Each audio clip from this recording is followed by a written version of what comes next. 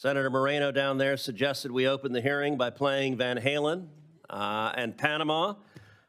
We may not do that, but between the American construction of the Panama Canal, the French effort to build an isthmus canal, and America's triumphant completion of that canal, the major infrastructure projects across Panama cost more than 35,000 lives.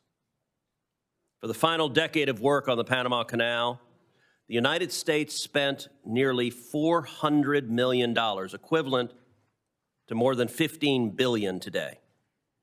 The Panama Canal proved a truly invaluable asset, sparing both cargo ships and warships the long journey around South America.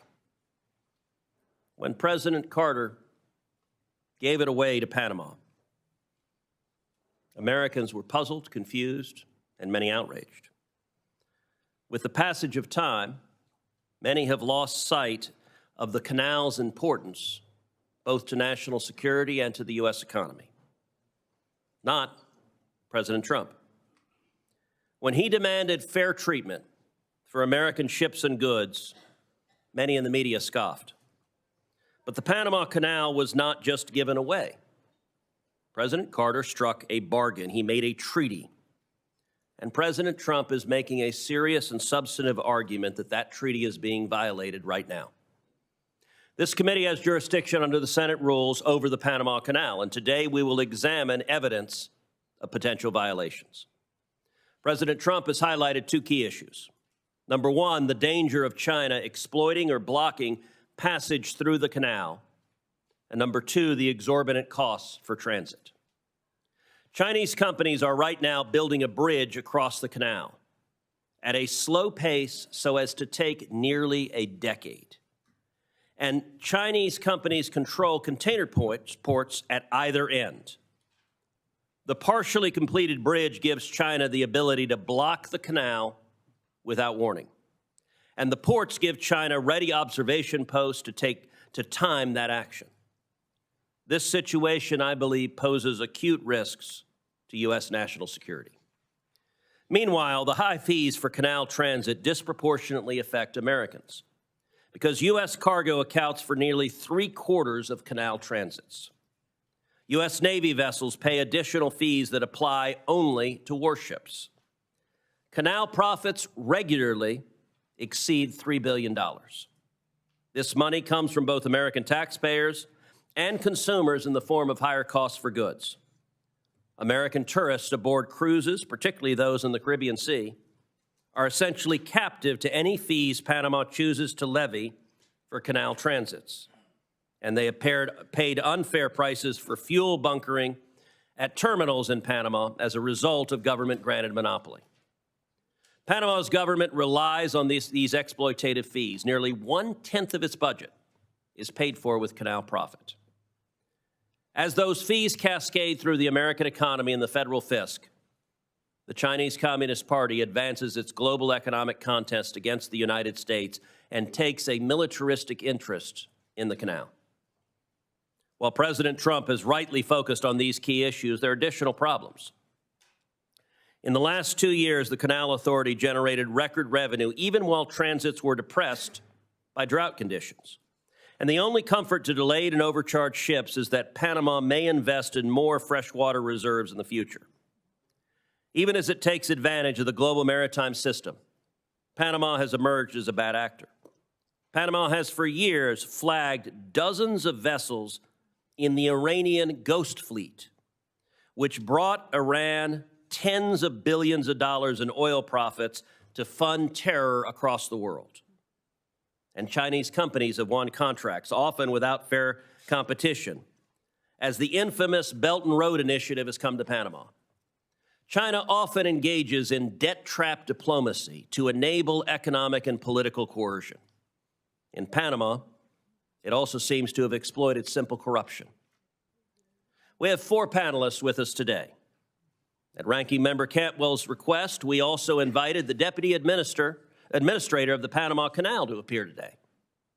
She declined that invitation. I understand this witness claimed her absence was due to a scheduling matter, but I also recognize that defending the Panama Canal Authority is an unenviable task. This committee may be obliged to compel her testimony at a future hearing. It will not escape senators' notice that Professor Kontorovich is appearing virtually today. That will be a very unusual practice before this committee. The professor was ready to fly from Israel to D.C. to appear in person, but he was unable to because too few American carriers have resumed direct flights to Israel. While European airliners are willing to fly to Israel, service to America has been prohibitively long and expensive.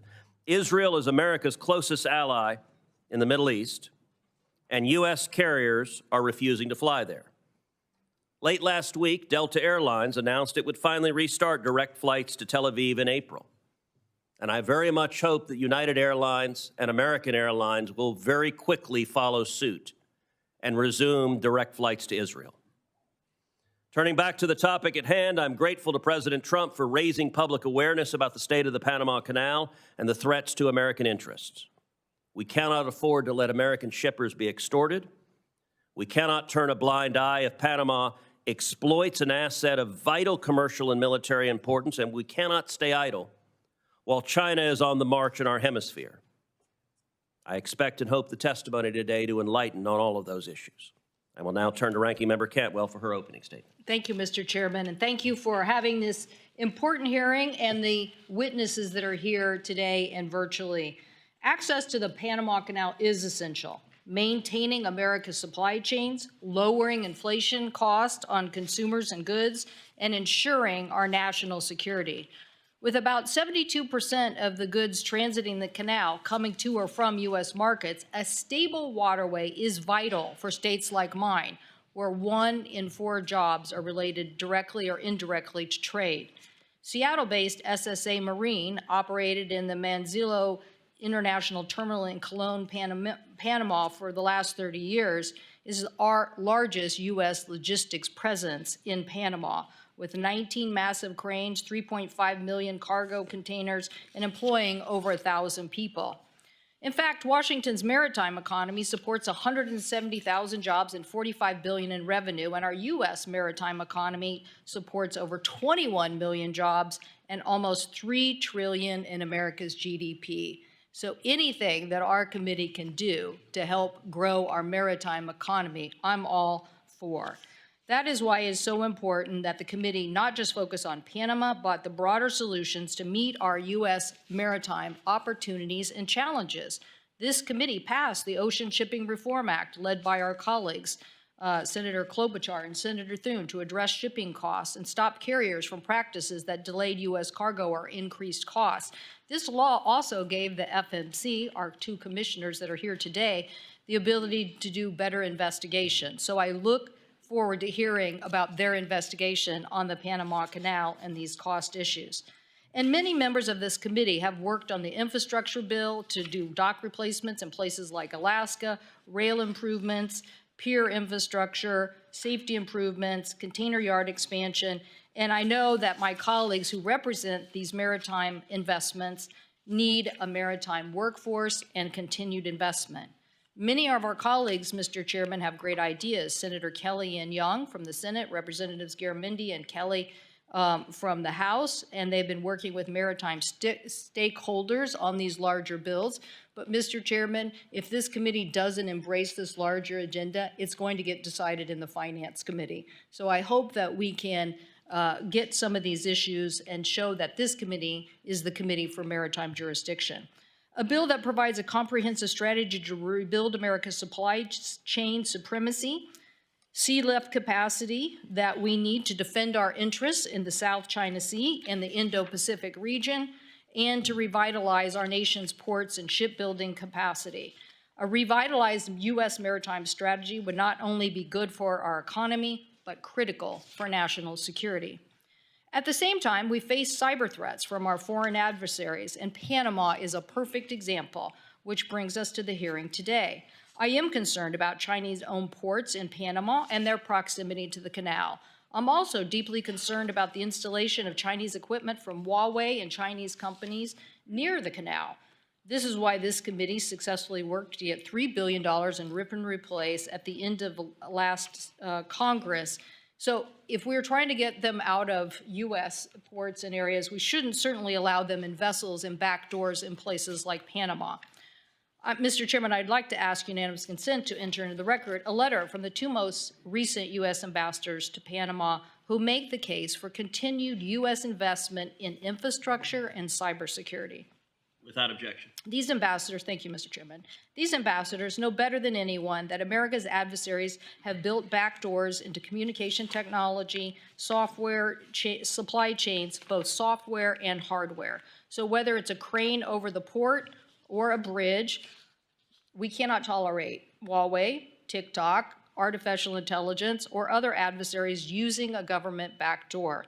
Mr. Chairman, I'm a very big fan of the five biggest technology interests and basic democracies forming a technology NATO. We should be saying to the world, nobody should be buying technology or equipment that has a government backdoor. These are complex issues, and we need solutions. I will be requesting that the Department of Defense provide a classified briefing to all members of our committee about foreign adversary threats to the Panama Canal, including these adjacent areas. I received an initial classified briefing from the U.S. Southern Command and have spoken to former U.S. Southern Command leader, General Laura Richardson, on these issues.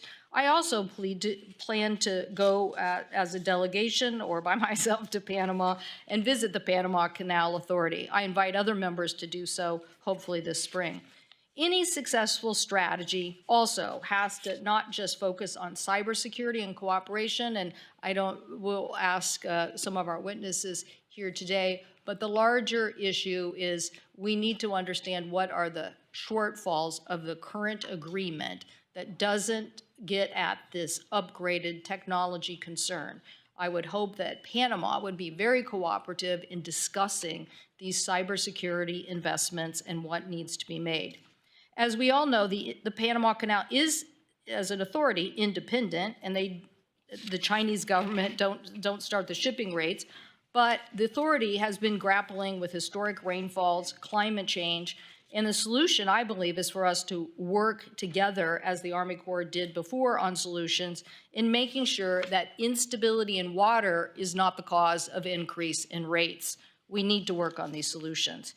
But, Mr. Chairman, I also believe that the larger issue here, as you mentioned in your statement about Belt and Road initiatives by the Chinese and their expansion, needs to be met with an aggressive response by the United States. I firmly believe in trade.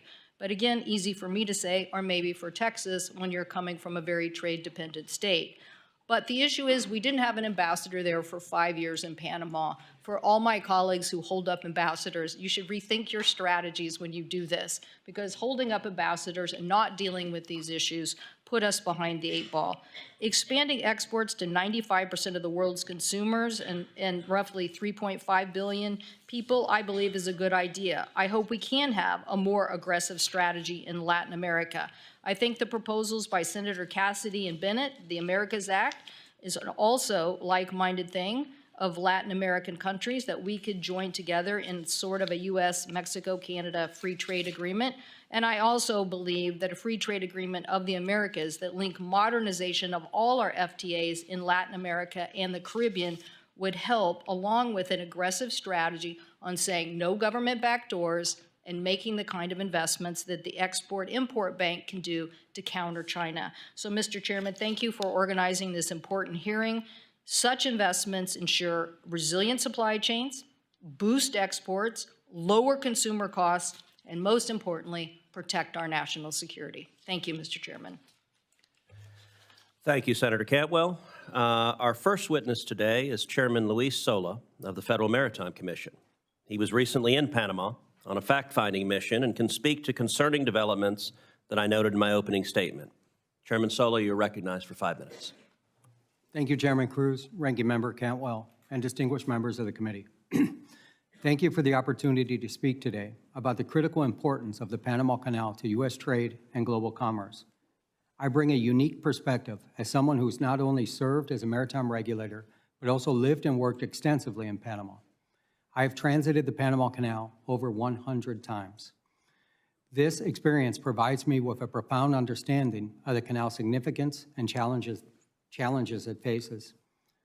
Prolonged drought conditions last year forced operational changes, reducing transit slots, restricting vessel types, and auctioning of slots, raising alarm about its resilience. The Panama Canal is managed by the Panama Canal Authority, ACP, an independent agency of the Panamanian government. The ACP is a model of public infrastructure management, and its independence has been key to ensure a safe and reliable transit of vessels critical to the U.S. and global commerce. During my recent visit to Panama, I had the opportunity to meet with leaders of the ACP to better understand their efforts to address the ongoing challenges facing the canal. I saw firsthand their commitment to maintaining the canal's efficiency and resilience. These conversations also highlighted the broader challenges posed by the Panamanian government's maritime policies, which complicate the ACP's mission and raise concerns about corruption and foreign influence. In contrast, the broader maritime sector in Panama, including the nation's ports, water rights, and the world's largest ship registry, falls under the direct purview of the Panamanian government. Unfortunately, this sector has faced persistent challenges, including corruption scandals and foreign influence, particularly from Brazil and China. These issues create friction with the ACP, especially as it works to address long-term challenges, such as securing adequate water supplies for the canal. Although the ACP operates independently under U.S. law, both the ACP and the government of Panama's maritime sector are considered one and the same. This means that any challenges in Panama's maritime sector, including corruption, lack of transparency, or foreign influence, can have a direct or indirect impact on the operations and long-term stability of the canal. This legal perspective highlights the need for vigilance in monitoring both the ACP's management and Panama government's policies affecting maritime operations. Since 2015, Chinese companies have increased their presence and influence throughout Panama. Panama became a member of the Belt and Roads Initiative and ended its diplomatic relations with Taiwan. Chinese companies have been able to pursue billions of dollars in development contracts in Panama, many of which were projects directly on or adjacent to the Panama Canal. Many were no-bid contracts, labor laws were waived, and the Panamanian people are still waiting to see how they've been benefited. It is all more concerning that many of these companies are state-owned, and in some cases even designated as linked to the People's Liberation Army. We must address the significant growing presence and influence of China throughout the Americas and in Panama specifically. American companies should play a leading role in enhancing the canal's infrastructure. By supporting U.S. firms, we reduce reliance on Chinese contractors and promote fair competition. Additionally, confirming a U.S. ambassador in Panama is critical to advancing our national and economic interests. The FMC will continue to monitor the canal's pricing practices and consider broad reviews of Panama's maritime sector. The FMC has the authority to impose significant remedies, including fines and restrictions on Panamanian flag vessels entering U.S. ports. In closing, the Panama Canal is vital to our economy, with over 75% of its traffic bound for our ports. Safeguarding the ACP's independence and addressing the challenges posed by the broader government are essential to maintaining U.S. competitiveness in the global economy. I look forward to your questions. Thank you, Chairman. Our next witness is Commissioner Daniel Maffei of the Federal Maritime Commission. He was also in Panama with Chairman Sola. Mr. Maffei, I look forward to your opening statement. Thank you very much, Chairman Cruz and Ranking Member Cantwell and members of the committee. I do want to say that in addition to Chairman Sola and myself, Commissioner Max Vekich is also here from the Federal Maritime Commission, which I just think underscores the importance of this issue to us. More than 110 years after its opening, the Panama Canal does remain absolutely vital to maintaining resilient supply chains for both American importers and exporters. Because the canal is essentially a waterway bridge over mountainous terrain above sea level, it does depend on large supplies of fresh water to maintain the full operations. Panama has among the world's largest annual rainfalls. Nonetheless, insufficient freshwater levels have occurred before in the canal's history, such as in the 1930s when the Madden Dam and Lake Alajuela were built to address water shortages. Since that time, the canal has undertaken several projects to accommodate larger, more modern ships. In the last couple of years, a trend of worsening droughts in the region once again has forced limits to the operations of the canal. Starting in June of 2023, the Panama Canal Authority employed draft restrictions and reduced the number of ships allowed to transit the canal per day. Now, the Panama Canal limitations, in combination with the de facto closure of the Suez Canal to container traffic, has had serious consequences for ocean commerce, increasing rates, fees, and transit times. In the first half of 2024, U.S. importers and exporters expressed Panama Canal-related concerns to the FMC, including doubts about the future reliability of the canal and questions about how the Panama Canal Authority was determining which ships could transit the canal and how long they would have to wait. The FMC has statutory authority under the laws concerning foreign shipping practices to investigate and potentially take appropriate counteraction if it finds that a foreign country, through its laws or regulations, has contributed to, quote, conditions unfavorable to shipping in the foreign trade, unquote. Given the statutory mandate and consistent with FMC's mission, I and then Commissioner Luisola started to look deeper into the causes of the issues facing the canal. The first step was to meet with Panamanian officials and other stakeholders, as the chairman has pointed out, about the conditions adversely affecting the canal's operations, about what was being done to address these concerns, and about whether any aspect of the canal's operations might result in conditions unfavorable to U.S. shipping that should be addressed under the Commission's authority.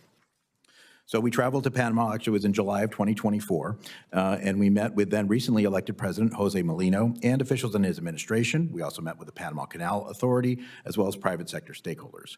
We had very candid discussions on key issues such as Panama's plans to ameliorate the water level challenges, the bidding processes used to allocate transits during times of restrictions, and our concern the Canal Authority was bringing in far more revenue during the crisis than it had before limits were forced by water shortages.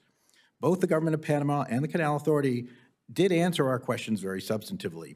The Canal Authority informed us they were already making changes to that allocation system. Now, fortunately, Panama's 2024 rainy season has for now alleviated the most acute water supply issues at the canal, and normal transit volumes have been restored. That said, while the Panamanian government and Canal Authority have, with the advice of the U.S. Army Corps of Engineers, developed credible plans to mitigate future water shortages, they also warned that it is likely that at least one more period of reduced transits will occur before these plans can be fully implemented. Now, since our meetings, the FMC has continued to monitor Panama's progress on this front and examined other policy changes announced by the Canal Authority. I do have continuing concerns, particularly about the auction-like slot allocation procedures, not so much as they are applied right now because transits are not being rationed, but when another low rainfall period occurs. As we learn more about Panama and the Canal Authority, how they would handle another drought and receive more input from American importers and exporters, the Commission does remain positioned to take appropriate action if warranted. How the Panama Canal's operations affect American commerce was a high priority for the FMC under my chairmanship. It remains a high priority at the Federal Maritime Commission under Commissioner Sola's chairmanship, and I am extremely pleased that it is a priority for this committee as well. Thank you.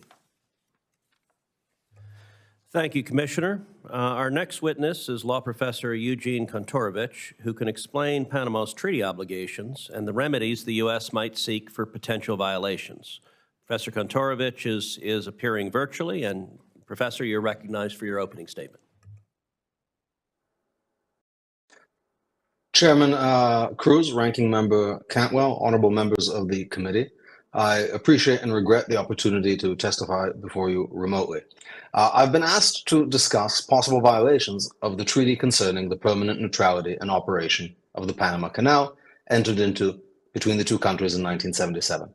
I should say at the outset that determining whether a certain situation violates the treaty is a mixed question of law and fact, depending on both the meaning in the treaty and the actual situation on the ground. I have not had any classified intelligence briefings on this subject, so I'm going to speak about the meaning of the treaty primarily. We shall see that under international law, each party to the treaty is entitled to determine for itself whether a violation has occurred. Now, in exchange for the United States ceding control of the canal, which it built and maintained, Panama agreed to a special regime of neutrality.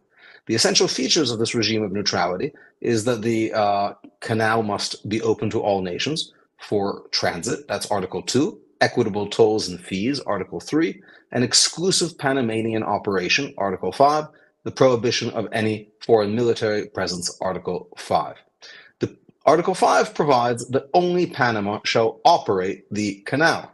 Testifying about the meaning of the treaty at the Senate ratification hearings, the Carter administration emphasized that this prohibits foreign operation of the canal as well as the garrisoning of foreign troops. Now, Article 5 appears to be primarily concerned about control by foreign sovereigns. If Panama signed a treaty with the People's Republic of China, whereby the latter would operate the canal on Panama's behalf, this would be a clear violation. But what if Panama contracted for port operations with a Chinese state firm, or even a private firm influenced or controlled in part by the Chinese government? The Suez Canal Company was itself, before being nationalized, a private firm in which the United Kingdom was only a controlling shareholder. Yet this was understood to represent British control over the canal. In other words, a company need not be owned by the government to be in part controlled by the government. So the real question is the degree of de jure or de facto control over a foreign sovereign company, and scenarios range from government companies in an authoritarian regime, completely controlled, to purely private firms in an open society like the United States, but there's many possible situations in the middle. The treaty is silent on the question of how much control is too much, and as we'll see, this is one of the many questions committed to the judgment and discretion of each party. Now, turning to foreign security forces, the presence of third country troops would manifestly violate Article 5, but this does not mean that anything short of a People's Liberation Army base flying a red flag is permissible. The presence of foreign security forces could violate the regime of neutrality, even if they're not represented in organized and open military formations. Modern warfare has seen belligerent powers seek to evade international legal limitations by disguising their actions in civilian garb. From Russia's notorious little green men to Hamas terrorists hiding in hospitals or disguised as journalists, bad actors seek to exploit the fact that international treaties focus on sovereign actors. Many of China's man-made islands in the South China Sea began as civilian projects before being suddenly militarized. Indeed, this issue was discussed in the Senate ratification hearings over the treaty. Dean Rusk said informal forces would be prohibited under the treaty. Thus, the ostensible civilian character of the Chinese presence around the canal does not in itself mean that it could not represent a violation of the treaty if, for example, these companies and their employees involved Chinese covert agents or other agents of the Chinese security forces. So this leads us to the final question: who determines whether neutrality is being threatened or compromised? Unlike many other treaties that provide for third-party dispute resolution, the neutrality treaty has no such provision. Instead, the treaty makes clear that each party determines for itself the existence of a violation. Article 4 provides that each party is separately authorized to maintain the regime of neutrality, making it a separate obligation of each party. The Senate's understanding accompanying to ratification also make clear that Article 5 allows each party to take, quote, unilateral action. Senator Jacob Javits, at the markup hearing, said that while the word unilateral is abrasive, we can, quote, decide that the regime of neutrality is being threatened and then act with whatever means are necessary to keep the canal neutral unilaterally. I look forward to their questions. Thank you, Professor. Our final witness, World Shipping Council CEO Joseph Kramick, can discuss the challenges faced by container lines moving goods to or from America through the Panama Canal. Mr. Kramick, you're recognized for your opening statement. Thank you, Chairman Cruz, Ranking Member Cantwell, and members of the committee. My name is Joe Kramick. I'm President and CEO of the World Shipping Council. The World Shipping Council is the global voice of liner shipping. Our membership consists of 90% of the world's liner shipping tonnage, which are container vessels and vehicle carriers. They operate on fixed schedules to provide our customers with regular service to ship their goods in ports throughout the world. Our focus is on sustainable, safe, and secure international ocean transportation. Nothing could be more important to the U.S. economy and WSC member lines who carry the trade that supports the U.S. economy than a sustainable, safe, and secure Panama Canal. As you have heard, using the Panama Canal to transit between the Atlantic and Pacific saves significant time and money. A typical voyage from Asia to the U.S. or East Coast can be made in under 30 days using the canal, while the same journey can take up to 40 days if carriers must take alternate routes. From a commercial trade perspective, the big picture is this. One of the world's busiest trade lanes is the Trans-Pacific. The Trans-Pacific is cargo coming from and going to Asia via the United States. Focusing in a bit, cargo coming from Asia and bound for U.S. Gulf and East Coast ports always transits the Panama Canal. Similarly, cargo being exported from U.S. and East Coast ports, a large share of which are U.S. agricultural exports like soybeans, corn, cotton, livestock, and dairy, also almost always transits the Panama Canal. The result is that 75% of canal traffic originates in or is bound for the United States. Some examples include the Port of Houston exports $14 billion in containerized trade to Asia. The Port of New Orleans exported $27 billion in seaborne trade to Asia, not all of which was on container vessels. The Port of New York and New Jersey exported $16.5 billion to Asia, and the Port of Savannah exported $13 billion to Asia.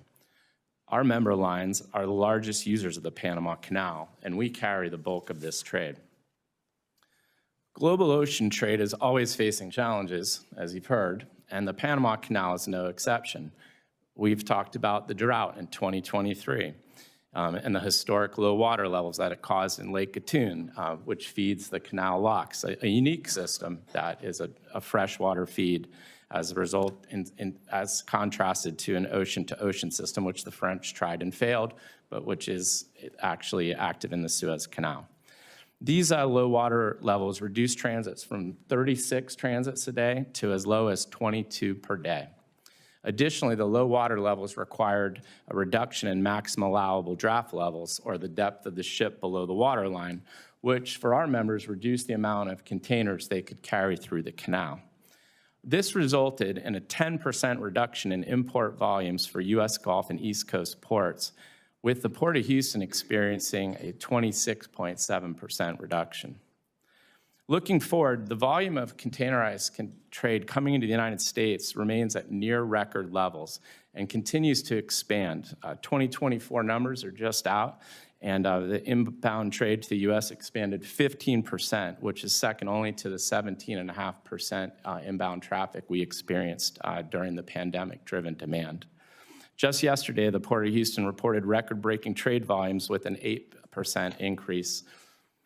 More broadly, WSC member lines have transported $1 trillion in goods to and from U.S. ports, which represents 64% of all seaborne trade, contributed $2 trillion in economic output to the United States, supported 6.4 million U.S. jobs, and over $442 billion in wages and salaries. These goods are the clothes on your back, the shoes on your feet, and the phones likely in your hands or on your dais. WSC members look forward to working with the committee on maintaining the sustainability, safety, and security of the Panama Canal. It's a vital ocean artery critical to U.S. trade. The record volume of cargo that our members continue to carry, it demonstrates our commitment. We appreciate the committee's continuing support, commitment to the liner shipping industry, the U.S. maritime industry, and I look forward to answering your questions. Thank you. Thank you very much. We'll now move to questioning. I want to start, Chairman Solo, Commissioner Maffei. Are you aware of allegations from some vessel operators of disparate treatment, such as sweetheart deals or favorable rebates by Panama for canal transits? Thank you for the question, Mr. Chairman. We have become aware through some complaints by cruise lines that said that they were not getting a refund of their canal tolls. When we looked into this, we found a Panamanian Executive Order, Decree 73, that specifically says that if a cruise line would stop at a certain port, that they could be refunded 100% of the fees. And as far as I know, that's the only instance where that exists. Yep, we continue to look into it. But the cruise ships is the one area where we have found something that would fit that bill, I think, Chairman. Some press coverage says the Panama Canal is nominally independent, even though it provides a large share of the Panamanian government's revenue. Chairman Sola, briefly, can you describe how the FMC views the Canal Authority and the Panamanian government? Are they distinct entities or a single foreign government apparatus that controls the Panama Canal? Mr. Chairman, our law is clear. It comes from the Merchant Marine Act of 1920 that there's only one entity. And in addition to that, our predecessor at the Federal Maritime Commission was the U.S. Shipping Board, was formed in 1916 in direct result of the Panama Canal. The very first chairman of that was George Washington Goethals, which was the very first administrator of the canal. So we look at it as one entity. Yeah, I might just add, Mr. Chairman. Sure. It's sort of like the Georgia Ports Authority and the state of Georgia. The Georgia Ports Authority is clearly independent. It can do its own bonds. It's got independent governance. But ultimately, Georgia is responsible for it, the state of Georgia. Right. So Panama was the very first Latin American country to join China's Belt and Road Initiative. And right now, China is building a fourth bridge across the Panama Canal for car traffic and light rail. Chairman Solo, why should Chinese construction of a bridge near Panama City concern the United States? Mr. Chairman, we all saw the tragedy that happened here in the Francis Scott Key Bridge incident and the devastation that had happened to Baltimore. We also saw recently what happened in the Suez Canal, where we had a ship get stuck in there. It's not only the construction of the bridge, but it's a removal of a bridge, as I understand it, called the Bridge of the Americas. It was built in 1961, and that would paralyze cargo traffic in and out of the canal. Panama also recently renewed the concessions for 2 container ports to a Chinese company, Hutchison Ports PPC. Of course, Chinese companies are controlled by the Communist Party. How does China use control of those ports for economic gain? Mr. Chairman, I am a regulator, a competition regulator, and the Chinese ports that you're referring to, let me put them into scope. The one on the Pacific, the Port of Balboa, is roughly the same size as the Port of Houston. They do about 4 million containers a year. They have about 28 gantry cranes. The one on the Atlantic is the same as my hometown of Miami. They do about 1 million containers. So where Roger Gunther in the Port of Houston generates about $1 billion a year, and Heidi Webb in Miami does about 200 million, the Panama Ports Company paid zero for 20 years on that concession. So it's really hard to compete against zero. So I think that's our concern, our economic concern that we would have. Commissioner Maffei, anything to add on that? Yeah, I mean, I do too also think it is important. I would point out that you don't have to stop at either port. It's not like these 2 ports control the entrance to the canal. That is the Canal Authority that does control that. However, I think it's of concern. I would also point out that the Panamanian government thinks it's of concern too, because they're conducting their own audit of those particular deals. But we remain very interested as well.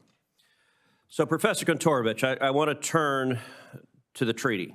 So President Trump has made important arguments, both that Chinese control over canal infrastructure and exorbitant fees charged for canal transits are violations of the Neutrality Treaty. I want to highlight 3 specific provisions that you mentioned in your opening statement. Article 4 of the Neutrality Treaty requires both the United States and Panama to establish and maintain, quote, a regime of neutrality. Article 5 limits any foreign control by providing, quote, only the Republic of Panama shall operate the canal and maintain military forces, defense sites, and military installations within its national territory. And finally, Article 3(1)(c) requires that, quote, tolls and other charges be just, reasonable, equitable, and consistent with the principles of international law. In your opinion, as an expert in international law, could the facts discussed here be considered violations of the Neutrality Treaty in force right now between the United States and Panama?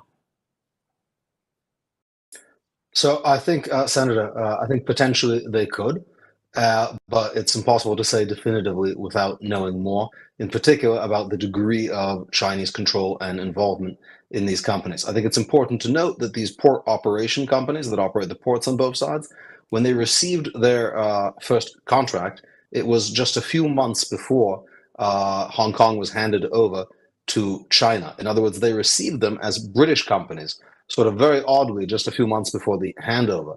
Now, of course, since then, Hong Kong has been incorporated into China, has been placed under a special national security regime, and the independence of those companies has been greatly abridged. To say nothing of state-owned companies involved elsewhere in the canal area, which raise significantly greater questions. Additionally, I should point out that the understandings between President Carter and Panamanian leader Herrera, which were attached to the treaty and form part of the treaty, provide that the United States can, quote, defend the canal against any threat to the regime of neutrality. And I understand that as providing some degree of preemptive authority to intervene. One need not wait until the canal is actually closed by some act of sabotage or aggression, which, as we heard from the testimony, would be devastating to the United States. But there is some incipient ability to address potential violations. And your final point there leads to my last question, which is if the United States determines that Panama is in violation of the treaty, what is the range of remedies the United States would have for that treaty violation? So I think it may be shocking to people to hear today, but when one goes over the ratification history and the debates and discussions in this body over this treaty, it was clear that the treaty was understood as giving both sides separately the right to resort to use armed force to enforce the provisions of the treaty. And it's not so surprising when one understands that the United States made an extraordinary concession to Panama by transferring this canal, which the United States built at great expense and maintained and operated, to Panama gratis. And in exchange, it received a kind of limitation, a permanent limitation on Panamanian sovereignty, that Panama agreed that the United States could enforce this regime of neutrality by force. Now, of course, armed force should never be the first recourse for any kind of international dispute and should not be arrived at sort of rashly or before negotiations and other kinds of good offices are exhausted. But it's quite clear that the treaty contemplates that as a remedy for violations. Thank you very much. Ranking Member Cantwell. Thank you, Mr. Chairman. Mr. Kramek, I think costs are critical. When you think about it, we're here discussing costs. Why? Because consumers pay more when shipping costs are higher. Whether our farmers who are trying to export their products, as we saw during COVID, are literally our products getting left on the docks, and importers are paying more if shipping costs are too high. So when we look at these incidents that we now see in our supply chain, and we had our own incident in Seattle where a container ship lost power and was careening towards our big Ferris wheel in the downtown, right next to our ferry terminal. Luckily, some passenger ferry vessels were able to push the tug from, out of the direct path of severe devastation. So now we mentioned Suez Canal, we mentioned Baltimore, we have our own Seattle experience. What do we need to do to make sure on the cost side that we aren't that we're making the right investments from a security level to make sure that these kinds of incidents that can do great harm do not happen? And Commissioner Sola, since you were at U.S. Southern Command, what do you think we need to do to renegotiate or to have a conversation with the Panamanians about the security level that we think needs to exist in Panama with this close proximity? And Mr. Maffei, will the audit lead to a discussion with Panama about those contracts? As I've said in my opening statement, I believe we should be very aggressive about U.S. involvement here and in Latin America. I think Panama represents one of the biggest U.S. supporters in that region, but we should engage to get this right, both on the cost side and on the security side. So if I could just hear your comments on each of those.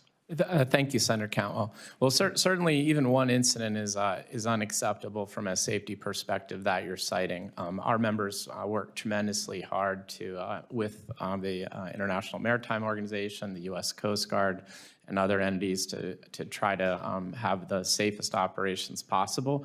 But accidents do occur. They are rare if you count the number of some 7,000 port visits a year. But again, one is unacceptable. So continued investment, obviously, in U.S. infrastructure and a review. I mean, we have a lot of old infrastructure, as the tragic incident in Baltimore illustrated, unfortunately. We have these bridges that need a hard look to whether or not they need additional fendering systems and the like. And investments in our ports and infrastructure can be helpful along those lines as well. And for our members, I can assure you that they continue to invest in the latest technology. We have over 600 new ships on order with some of the latest technology in the world. So we're playing our role. And I want the U.S. to get a big portion of that. That's why we need to reinvigorate. Commissioner Sola, what about just a new U.S. Southern Command, U.S. government conversation with the canal authorities and the government about the security level that we seek? Thank you very much, Senator. First of all, the airborne wing that I'm wearing today is decorative. I have not worn a uniform in 35 years, so this is my personal experience here.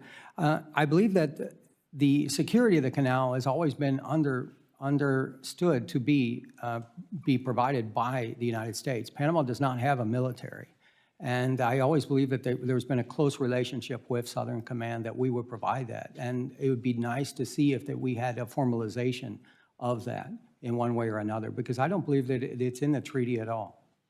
Okay, so formalization of maybe a cybersecurity agreement. See, I'm thinking you have accidents and then you have larger cybersecurity issues that you just have to be on top of. And what I don't like about anybody that has a back door is I'm for the United States advocating, don't buy from people who have a government back door. Don't do it, because what are you going to do? At some point in time, you're going to regret that. Commissioner Maffei, what about this audit, and could we push Panama on these issues of looking at closer U.S.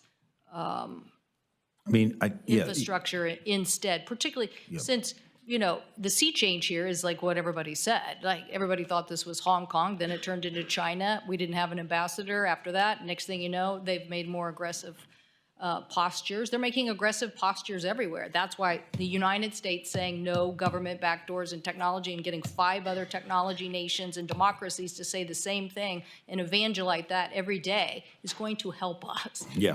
And so is the investment. But what about getting the stevedoring business or some of that back into proximity under the audit? Well, it is the Panama Comptroller's Office, and they are investigating, contracts at Panamanian ports. And we don't have any jurisdiction over Panamanian ports per se. But your broader point, I think, is very, very important. While we were down there, both of us heard, I think, several times that the Panamanians would, the ones we talked to anyway, would welcome U.S. companies coming in and doing a lot of this work. Frankly, their bids are not competitive with the Chinese bids. Frankly, they're not that existent because the U.S. companies can make more money doing things other places. But even if they were existent, it is difficult to put competitive bids when the Chinese bids are so heavily subsidized by China. So you're absolutely right. This is a problem, and it's a problem in many, many other areas of the world that we can get into if you want in subsequent questions. But that's the concern. My time has expired, but I think my major point is let's be a big maritime powerhouse. Let's revitalize our supply chains, drive down costs for consumers, and secure what we need to secure. Thank you, Mr. Chairman. Thank you, Senator Cantwell. And very quickly, Commissioner Maffei, you talked about the Chinese bids were heavily subsidized by the Chinese government. What would China's incentive be to heavily subsidize those bids to undercut American companies and other companies? Yeah, it's not a real short answer, but Senator, China's made no secret of its ambitious policies to gain influence at ports throughout the globe.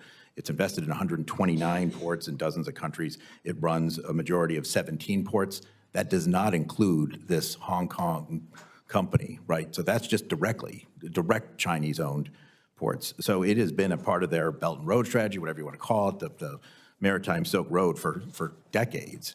So they believe that this influence, this investment in owning maritime ports is important to their economy. Senator Fisher. It's important to ours, too. Thank you, Mr. Chairman. I'd like to follow up on the ports and where we are on that. In 2021, Hutchinson was awarded those two ports, Port Balboa and Port Cristobal, in a no-bid award process. Can you tell me, does the United States have any authority or recourse with the Panama Canal Authority under our current agreement with Panama to rebid those terminal concession contracts? And perhaps, Mr. Kontorovich, that's more in your purview? Senator, Yeah, so, Senator Please. Fisher, both of those ports were redone for 25 years until 2047, if I believe, and they have to pay $7 million is what the ongoing rate is for the Port of Houston and the Port of Miami size concessions. As And far, it can't be rebid until after that date? well, I believe that that's what the Comptroller's Office is auditing, both of those ports and that contract. And that was done under the previous Panamanian administration. A new administration came in and they called for an audit of that contract immediately. Mr. McVeigh, but you were talking about how to incentivize, perhaps incentivize companies from the United States to be able to participate in a bid process that doesn't seem to be reasonable. And how do you think that the Panamanians would welcome viable alternatives? Are we in that position yet? Senator, let me first say that this is outside the scope of what the Federal Maritime Commission does, but having gone there, having looked at this issue very carefully, I think it is very important. It was mentioned, actually, Senator Cantwell just mentioned Ex-Im Bank program, so it's not like this doesn't happen, but it certainly has not been a huge priority of the United States to try to, if you will, match these bids, to create programs widely available to U.S. firms in order to put together more competitive bids in these countries where some of their domestic laws, I'm not sure about Panama, but some of their domestic laws actually require that you go to the lowest bidder sometimes, just as ours do. So, yeah, I think if you're looking for places to do U.S. policy to counter this, I think you definitely want to look at whether the United States should be, for strategic and economic reasons, investing in infrastructure in important maritime locations all over the world. China certainly has done that, and they've been doing it for 20 years, and it is a cow that has long left the barn. You mentioned investing in infrastructure. I was at the Panama Canal in 2023, and I learned at that time about the loss of fresh water with each ship movement through the canal. You talked about the drought, sir, in your opening comments.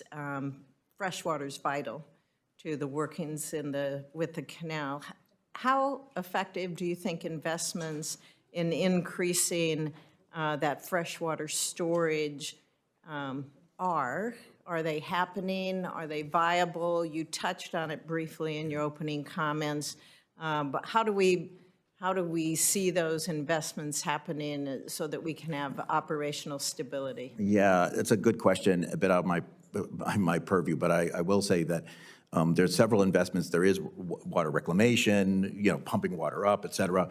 But the main thing, the main plan that the U.S. Army Corps of Engineers has helped the Panamanian Authority develop involves another basic expansion of bringing in even more water at an elevation that you could then use to continue the canal. Now, there's a lot of issues with implementing that, not the least of which being indigenous people in those areas. Not a huge number, but certainly towns and things, and negotiating that and all sorts of other issues, just as if it was in the United States, there would be issues. But it is viable. You can, in that part of the world, you can make more fresh water available to make the canal not have to be limited. However, it takes time, and there will at least be one more incidence of severe limitations before that occurs, unless we get really, really lucky. And there could be more than that. Thank you. Thank you, Mr. Chair. Thank you. Senator Blunt Rochester. Thank you, Chairman Cruz and Ranking Member Cantwell. At the heart of this hearing is a fundamental question about how the U.S. will compete on the world stage and maintain our national security. These are the questions that will define the future of this country. For American families to see lower prices and better economic opportunities, we have to meet this moment honestly and seriously. And I'm proud to have joined Senators Cantwell and Blackburn to reintroduce the bipartisan Promoting Resilient Supply Chains Act, legislation that I led and authored in the House. This bill ensures that we have a national strategy to address our broken supply chains, whether it is a bridge collapse, a major global conflict, or unions striking for their rights. Interruptions and disruptions to our supply chains severely impact our economy. Our bipartisan legislation tackles this issue by elevating supply chains like the disruptions at the Panama Canal to be proactive and strategic. It helps us understand how we strengthen our ties with our friends and allies instead of pushing them into the arms of our competitors. I agree with Ranking Member Cantwell that we should have a hearing on how we compete with countries like China. And I have grave concerns about China's global infrastructure investments and any cyber threats to the U.S. Addressing these are our national security interests. With that, I'd like to shift to my first line of questioning, and it is for you, Captain Kramick. It's no secret that the canal has had issues due to droughts, nor is increasingly frequent drought a new phenomenon. Do you believe the Panama Canal Authority did enough to anticipate the issues impacting the canal's operation? Senator Blunt Rochester, thanks for your question. They did the best, I guess, with the information that they had. I don't know that they anticipated a drought of that magnitude. I would say going forward, what Commissioner Maffei just discussed about the development of a second reservoir to feed into Lake Gatun, and the U.S. Army Corps of Engineers doing a feasibility review of that project, as well as some other projects that were mentioned, that seems to be a good path forward in terms of resiliency of the Panama Canal and making it a viable waterway for 2050 and beyond. I think part of the challenge is that it was recently started and time is of the essence. Did you think that the Canal Authority considered the obvious impacts from drought in its planning? Senator Blunt Rochester, I don't have that information on what they considered. It is clear that the Canal Authority knew that this would have an impact on shipping and that enough hadn't been done to address it. Now that we're faced with this impact, what do you think the Canal Authority needs to do expeditiously to bring the canal back into full authority, full operation? So they are back to full operation, is my understanding. Traffic is flowing well. But looking forward, I think it is taking a hard look at some of these infrastructure projects to make the canal more viable, like I mentioned. The Port of Wilmington is in my state. We're very proud of it. It's one of the leading importers of fruits. The delays through the canal have an outsized impact on perishable goods like those that my port handles. Do you believe the Canal Authority can and should prioritize perishable goods or provide some other solution to support perishable goods? And anyone on the panel can answer that. Yes, ma'am. Let me address your question because I'm not sure it's my place to exactly answer it, but you're quite right. So one of the complaints that we've heard is from container shippers, that mostly exporters, that export goods, as you say, and many other commodities too, are sensitive either because of market conditions such as cotton or because of actual perishability of the product, such as what you mentioned. However, they're on container ships, and most of the cargo on the container ship is less time sensitive. In the bidding process that the Panamanian Canal Authority developed in order when they did have to ration these slots, it was a bidding process, and the highest bidder got the first slot, got the less of a delay. The challenge there is every kind of commodity, every kind of ship was bidding. So liquid natural gas, which is extraordinarily, all the cargo on that ship is both extraordinarily valuable, not that your agricultural commodities aren't valuable, but compared pound for pound to the LNG, and very, very, I mean, it's out, you know, you're losing volume every delay. So they would far outbid the container shippers. Now, whether or not there's something that can be done specifically to help these container, I'm not sure. We've been looking into that, but it does remain a large concern is how do we figure out a way for these agricultural shippers who are, you know, not the main players on these ships, but part of it, important part of it, particularly for the United States. So you bring up a great question. I wish I had a better answer, but Thank you for your answer. I'll be submitting some questions for the record because I know my time has run out, and I really want to understand also what we can do as the United States in terms of us being able to bid and be competitive in these bids. What can we do better? So I'll be submitting questions for the record. Thank you, Mr. Chairman, and I yield back. Thank you. Senator Sullivan. Thank you, Mr. Chairman, for this important hearing, and I appreciate the witnesses. I have questions for now primarily focused on Chairman Sola and Professor Konoratovich. So let's just, the setting in which you testified, 2 Chinese companies operate the 2 huge ports on both ends of the Panama Canal, and the concession for these ports were extended in 2021 for a 25-year period without any bidding. Is that correct? Okay, so it was clearly a sweetheart deal, correct? According to the press releases, the company paid back taxes of $150 million.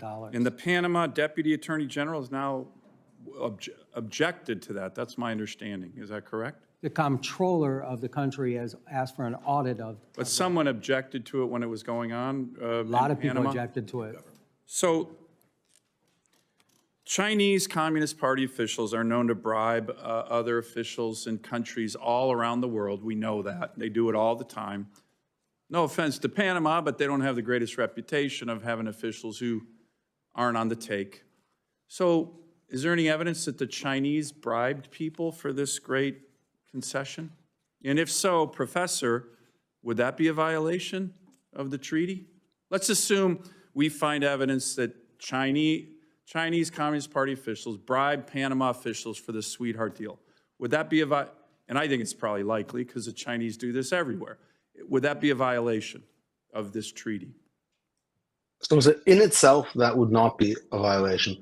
What would be a violation is actual threats to the operation of the canal. Okay. However, to the extent that the Chinese government was involved in procuring these contracts, it provides sort of additional support for the notion that these companies are serving some kind of governmental interest. So it wouldn't be a violation itself, but it would be circumstantial evidence to support it. Let me get to the issue of threats. Let's assume the PRC, the PLA, invaded Taiwan or invaded the Philippines, or went to war somewhere in the South China Sea, and we were surging our Navy to the Indo-Pacific through the Panama Canal.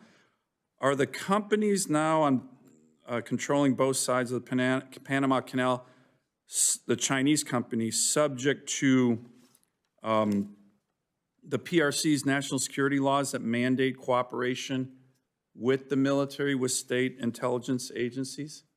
Does anyone know that? Professor, they're subject all the time. They're subject to those laws all the time by virtue of being Hong Kong companies. And they face, of course, consequences for not complying with the wishes of the Chinese government. And one of the arguments, wouldn't that be a violation of the treaty? And isn't that a huge risk to us right now that the Chinese? So that is a threat to the neutrality. they invaded Taiwan, invaded the Philippines, they could go to these two companies saying, hey, shut it down, make it hard, sink a ship in the canal. And wouldn't they be obligated to do that under Chinese law if they were ordered to by the PLA or the CCP? I don't know if they'd be obligated, but certainly the People's Republic of China would have many tools of leverage and pressure on these companies. That's why the treaty specifically says that we can act not just to end actual obstructions to the canal. We don't have to wait until the canal is closed by hostile military action. That would be a suicide pact. That would be catastrophic for us. But rather that we can respond at the inchoate, incipient level to threats. And then this is up to the president to determine whether this is significantly robust to constitute So, an imminent Professor, threat. aren't we kind of walking up to the idea of a suicide pact because we got two big Chinese companies on both ends of the Panama Canal who, if there's a war in Indo-PACOM, Taiwan that involves us and China, these companies would be obligated to do the bidding of the Chinese Communist Party and PLA? I mean, aren't we kind of walking up to a very significant national security threat already? Yeah, certainly there's a threat, and I think what makes the action of the Chinese government so difficult to respond to, but important to respond to, is that they conceal this in sort of levels of gray, right, without direct control. Well, let me ask you on that topic, this is my last question, Professor. Let's assume that we find out, and again, it wouldn't be surprising, I think you can almost assume it, that these two companies have Chinese spies or military officials within the ranks of the employees of the companies. Let's assume we found that out. Somehow that becomes public. But I don't think it's a big assumption. It's probably true right now. So you have spies and military personnel within the ranks of these two companies that are controlling both ends of the Panama Canal.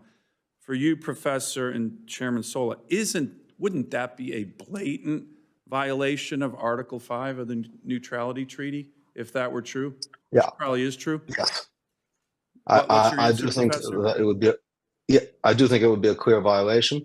As Dean Rusk, former Secretary of State Dean Rusk said at the ratification hearings, informal forces can violate Article 5 as well as formal forces. And So Chairman clearly, Sola, do you that agree with assumption that? would be a And violation. is there any evidence of Chinese spies or other nefarious Chinese actors embedded in these companies? Senator, we have no information of that.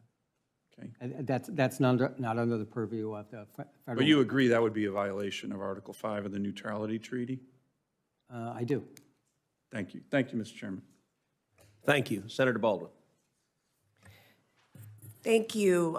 Commissioner Maffei, good to see you. Thank you for being here today. I am very concerned about China's large and growing influence in the world's infrastructure network. A company from Hong Kong operates 2 ports in the Panama Canal, one on each end. And while the company is not Chinese state-owned, it is subject to China's national intelligence law, as we've been discussing. Moreover, a Chinese state-owned entity is currently building a bridge over the Panama Canal. But the Panama Canal is just one example of how far China's influence stretches. Their dominance in maritime, logistics, and shipbuilding sectors lessens competition, creates supply chain risks, and creates opportunities for surveillance and information gathering.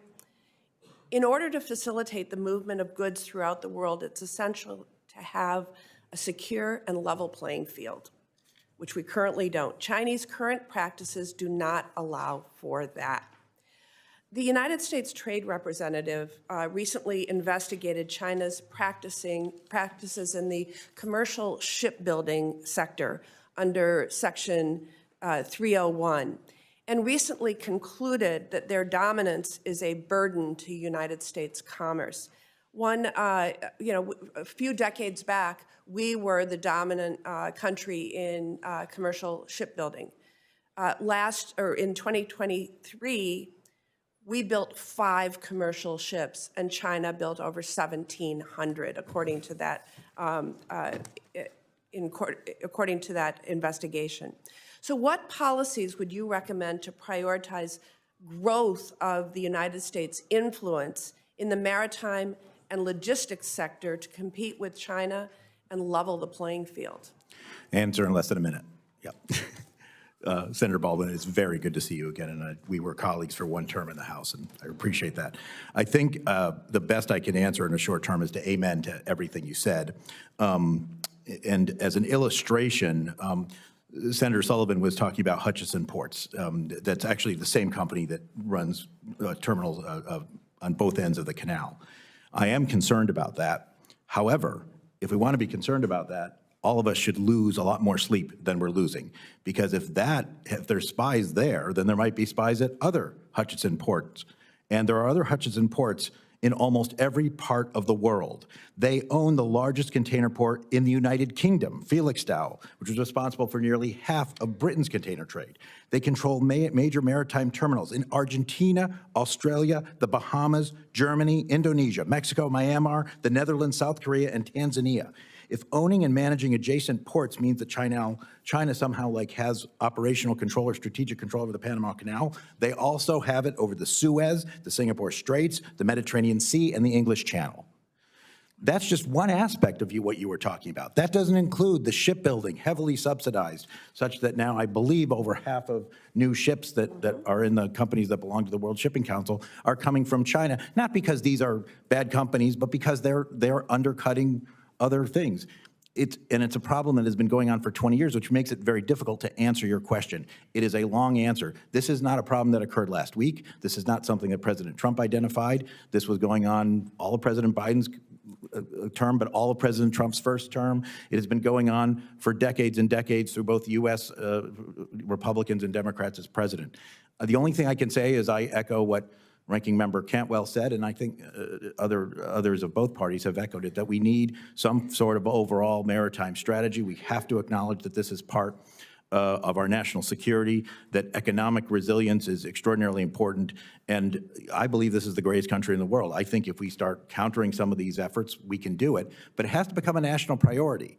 And part of the challenge is we're talking about outside the borders of our U.S. Investing outside the borders of our U.S. does not make a very good campaign ad, but it may be necessary to secure, particularly with such an aggressive and, frankly, on this, open strategy that China has had.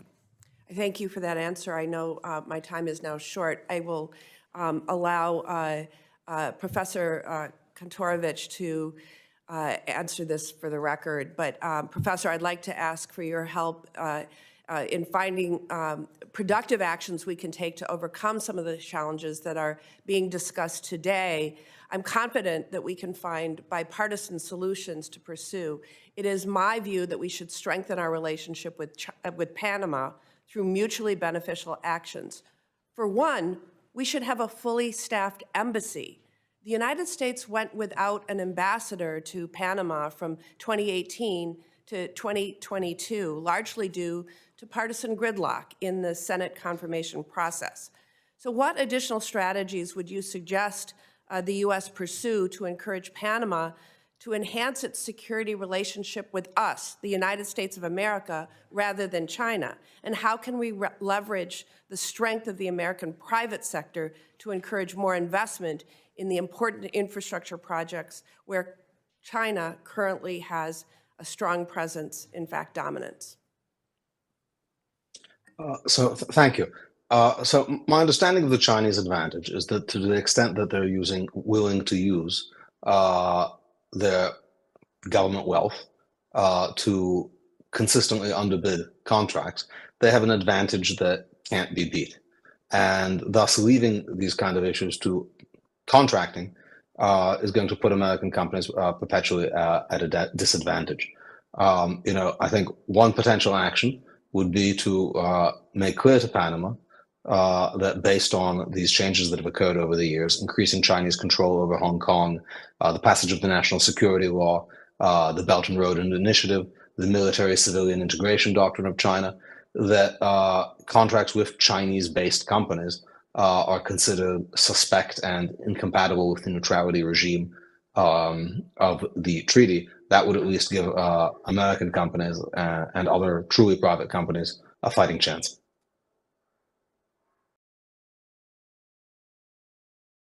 Thank you. Senator Blackburn. Thank you, Mr. Chairman. Yes or no, quickly for the three of you, just for the record, is the China investment into the Panama Canal a direct threat to U.S. national security? Yes or no? Mr. Solis, start with you down the panel. Thank you. I don't have that information as an industry trade association senator. Okay. All right. And we've talked some about the neutrality treaty, which I think is of concern to all of us. And as I have looked at this, and I appreciated Senator Sullivan's questioning on this, we look at how President Trump is going to push forward with getting this issue addressed. And we have heard a good bit about this from our shippers that are looking at what happens coming out of the port of Memphis. And I think that the government of Colombia learned a lesson last week that we are not going to go soft on some of these issues. And when you look at the fact that the U.S. is a primary user, it is the primary user of the Panama Canal. And we are also Panama's largest provider of direct foreign investment.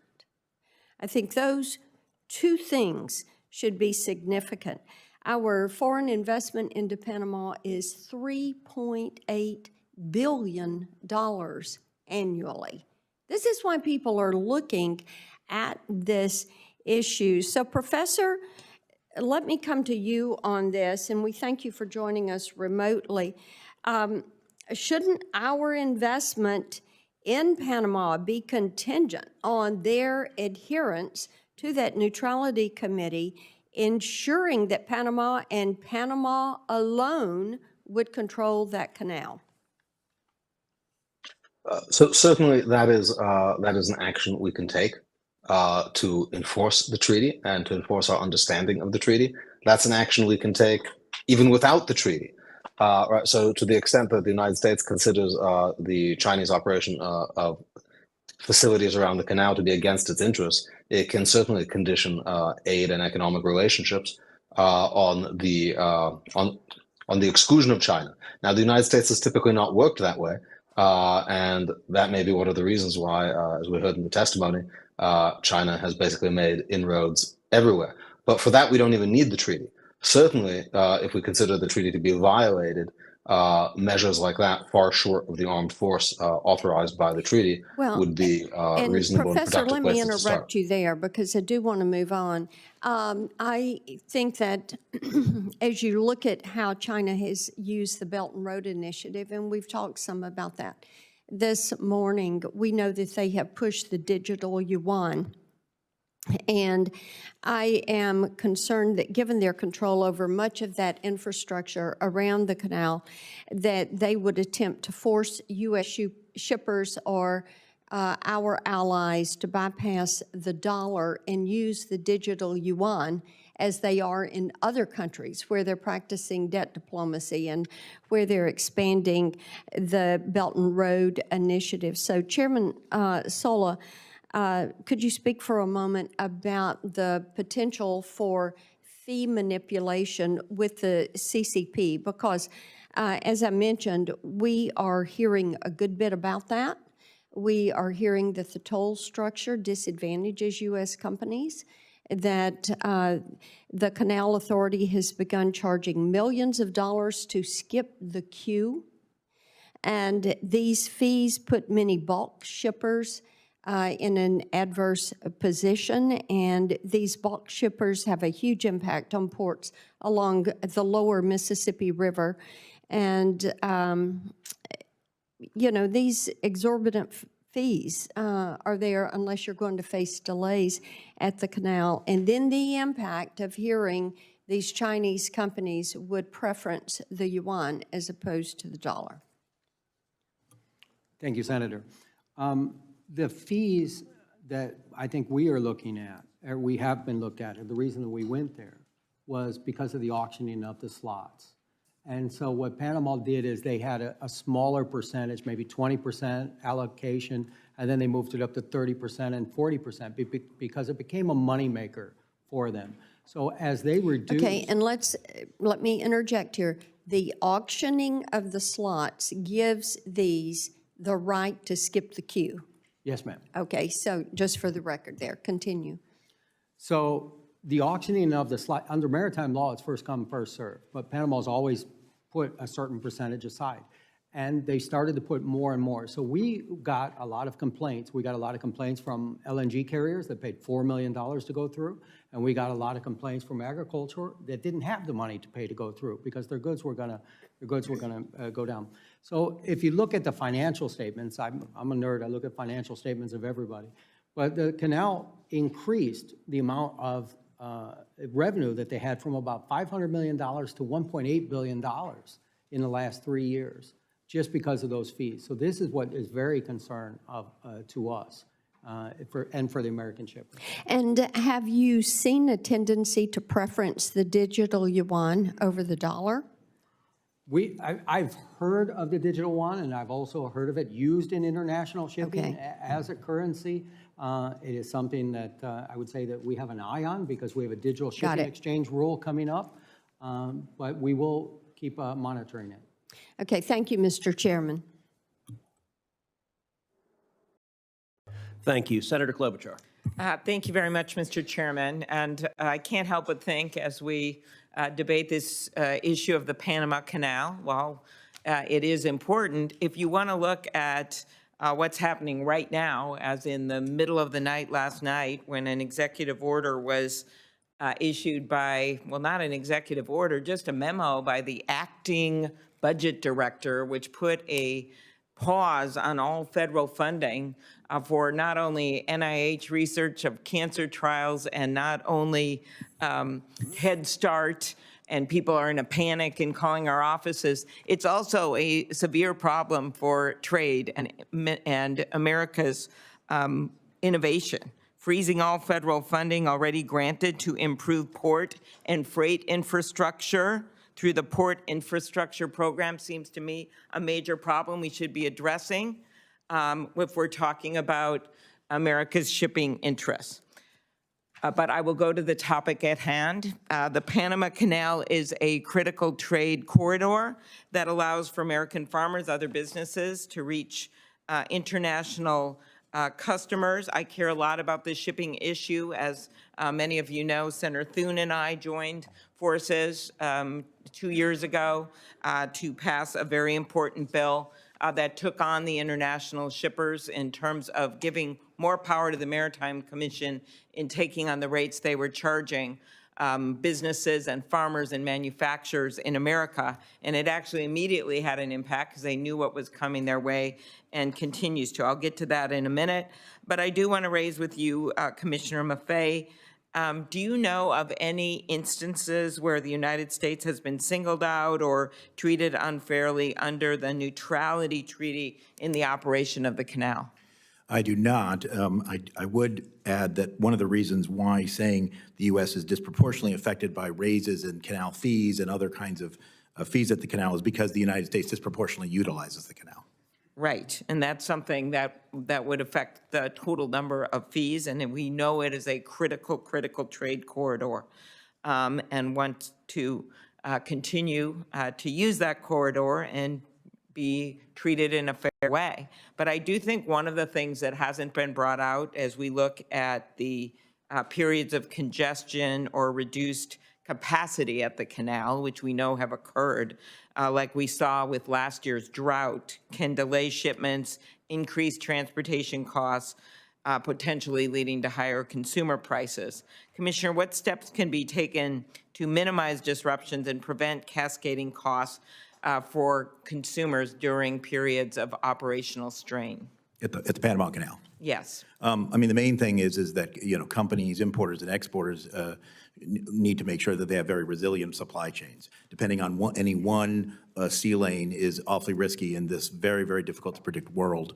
It's one of the reasons why the Panama Canal is so important. In fact, it may be a bigger reason than a particular transit or line transit is the fact that it is there in case something goes wrong on the other end of the world, say, for instance, the Suez Canal, right? And it's that lack of redundancy right now that has been a big problem. And frankly, one of the reasons why shipping costs have gone up, because if you have to go all the way around Africa or go all the way around the Americas, you are taking fewer ships. So Thank you, Mr.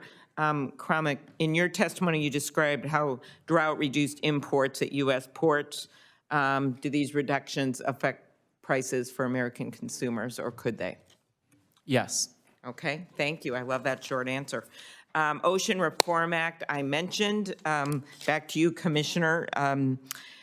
Has that law improved the ability of shippers to have unreasonable charges waived or refunded by ocean carriers? As we know, this has been a major problem for our carriers, which can translate into prices. And talk about how it has empowered shippers to file complaints against unreasonable practices by the carriers. By the shippers, of course, you know what I mean. I don't mean the carriers themselves. I mean the people that are trying to do business and sell their stuff. So American exporters, American importers. American exporters. Absolutely. Look, I don't have a lot of time, but yes, it has had a tremendous effect. We have seen instances of waiving or forgiving detention demurrage fees or even refunding go way up. We've seen settlements go up with the major carriers. We've seen a lot more cases filed, so many, in fact, that we've had used to have one administrative law judge, now we have 3, and they still have too many cases. So a huge impact. Mm-hmm. And are you concerned, I'll just end where I started, are you concerned about freezing funding that has already been granted for port and infrastructure improvement right now, given what we're trying to do with American ports, so we can make stuff here and ship it instead of having it all come to us? I mean, that's a complicated question. I'll just say at the Federal Maritime Commission, we try to do an awful lot with less. As the New York Times reporter has pointed out, we are funded at approximately our entire annual budget, about 1 hour of the container ship industry's profits during the COVID pandemic.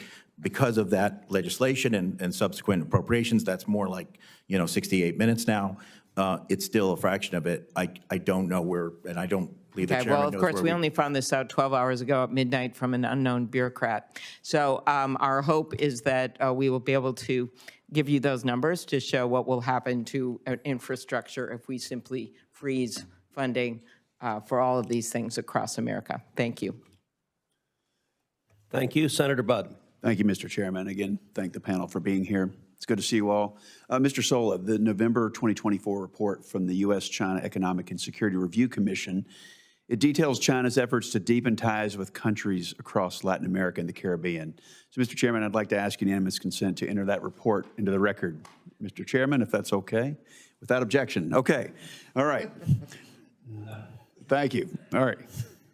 I think it's important to view the Chinese Communist Party's CCP activities in the Panama Canal Zone in the context of CCP's broader efforts to further access Latin America's markets and obstruct American interest in our own backyard. Mr. Sola, would you agree with that? That you see the CCP activity and hopefully to interrupt America's interest in the region? Definitely an economic interest, Senator. I was able to travel there a few years ago to see this firsthand and see the CCP's encroachment. So in your experience, are there noticeable differences in port operations when they're controlled by Chinese companies and financed or backed by Chinese loans? And if so, would you explain that? We have a wonderful example because we have a U.S. Port there, SSA, out of Washington State, that I actually worked on the development of that many years ago and helped develop that. That used to be a former United States Navy submarine base, and we converted that. As far as the 2 ports that we have, they're completely different. We have one as a major infrastructure footprint and also a container port that's moving 4 million containers a year. That is almost, I mean, that's really phenomenal amount. That's more than Miami, Fort Lauderdale, and You probably got to get Tampa and a little bit of Jacksonville in there to get that type of volume. And on the other side, we have a very small port, but it's a very strategic port on the Atlantic. So how are the operations done? Yeah, I don't know how they don't make money. I mean, if you want to come you know, right down to it, is if they've been operating the port for 20 years and they say that they haven't made any money, so they haven't been able to pay the government. That's what concerns me, is I don't believe that we're on a level playing field with the American ports. Appreciate that. Mr. Kramick, what would be the consequences for U.S. trade and for the U.S. economy if access to the canal was suddenly revoked or significantly decreased for U.S. shippers? It would be pretty catastrophic, Senator. And we have a good example. I mean, we've experienced that with the denial of the Red Sea right now, being able to use that. And as Chairman Maffei said, having to go around the continent of Africa, 40% longer voyages, significant more costs in crew, maintenance, fuel, and even emissions. Do you have a ballpark of the difference if they're able to transit the canal versus go around South America? I don't have a figure. I can tell you it in days, and it depends. 13 days. So it's about 30 days if you can go through the canal, about 40 days right now because we can't use the Suez Canal if you want to go and go from, say, Asia cargo going to U.S. East Coast. Thank you. Mr. Sola, another question. China's pouring billions of dollars into infrastructure projects all over Central and South America.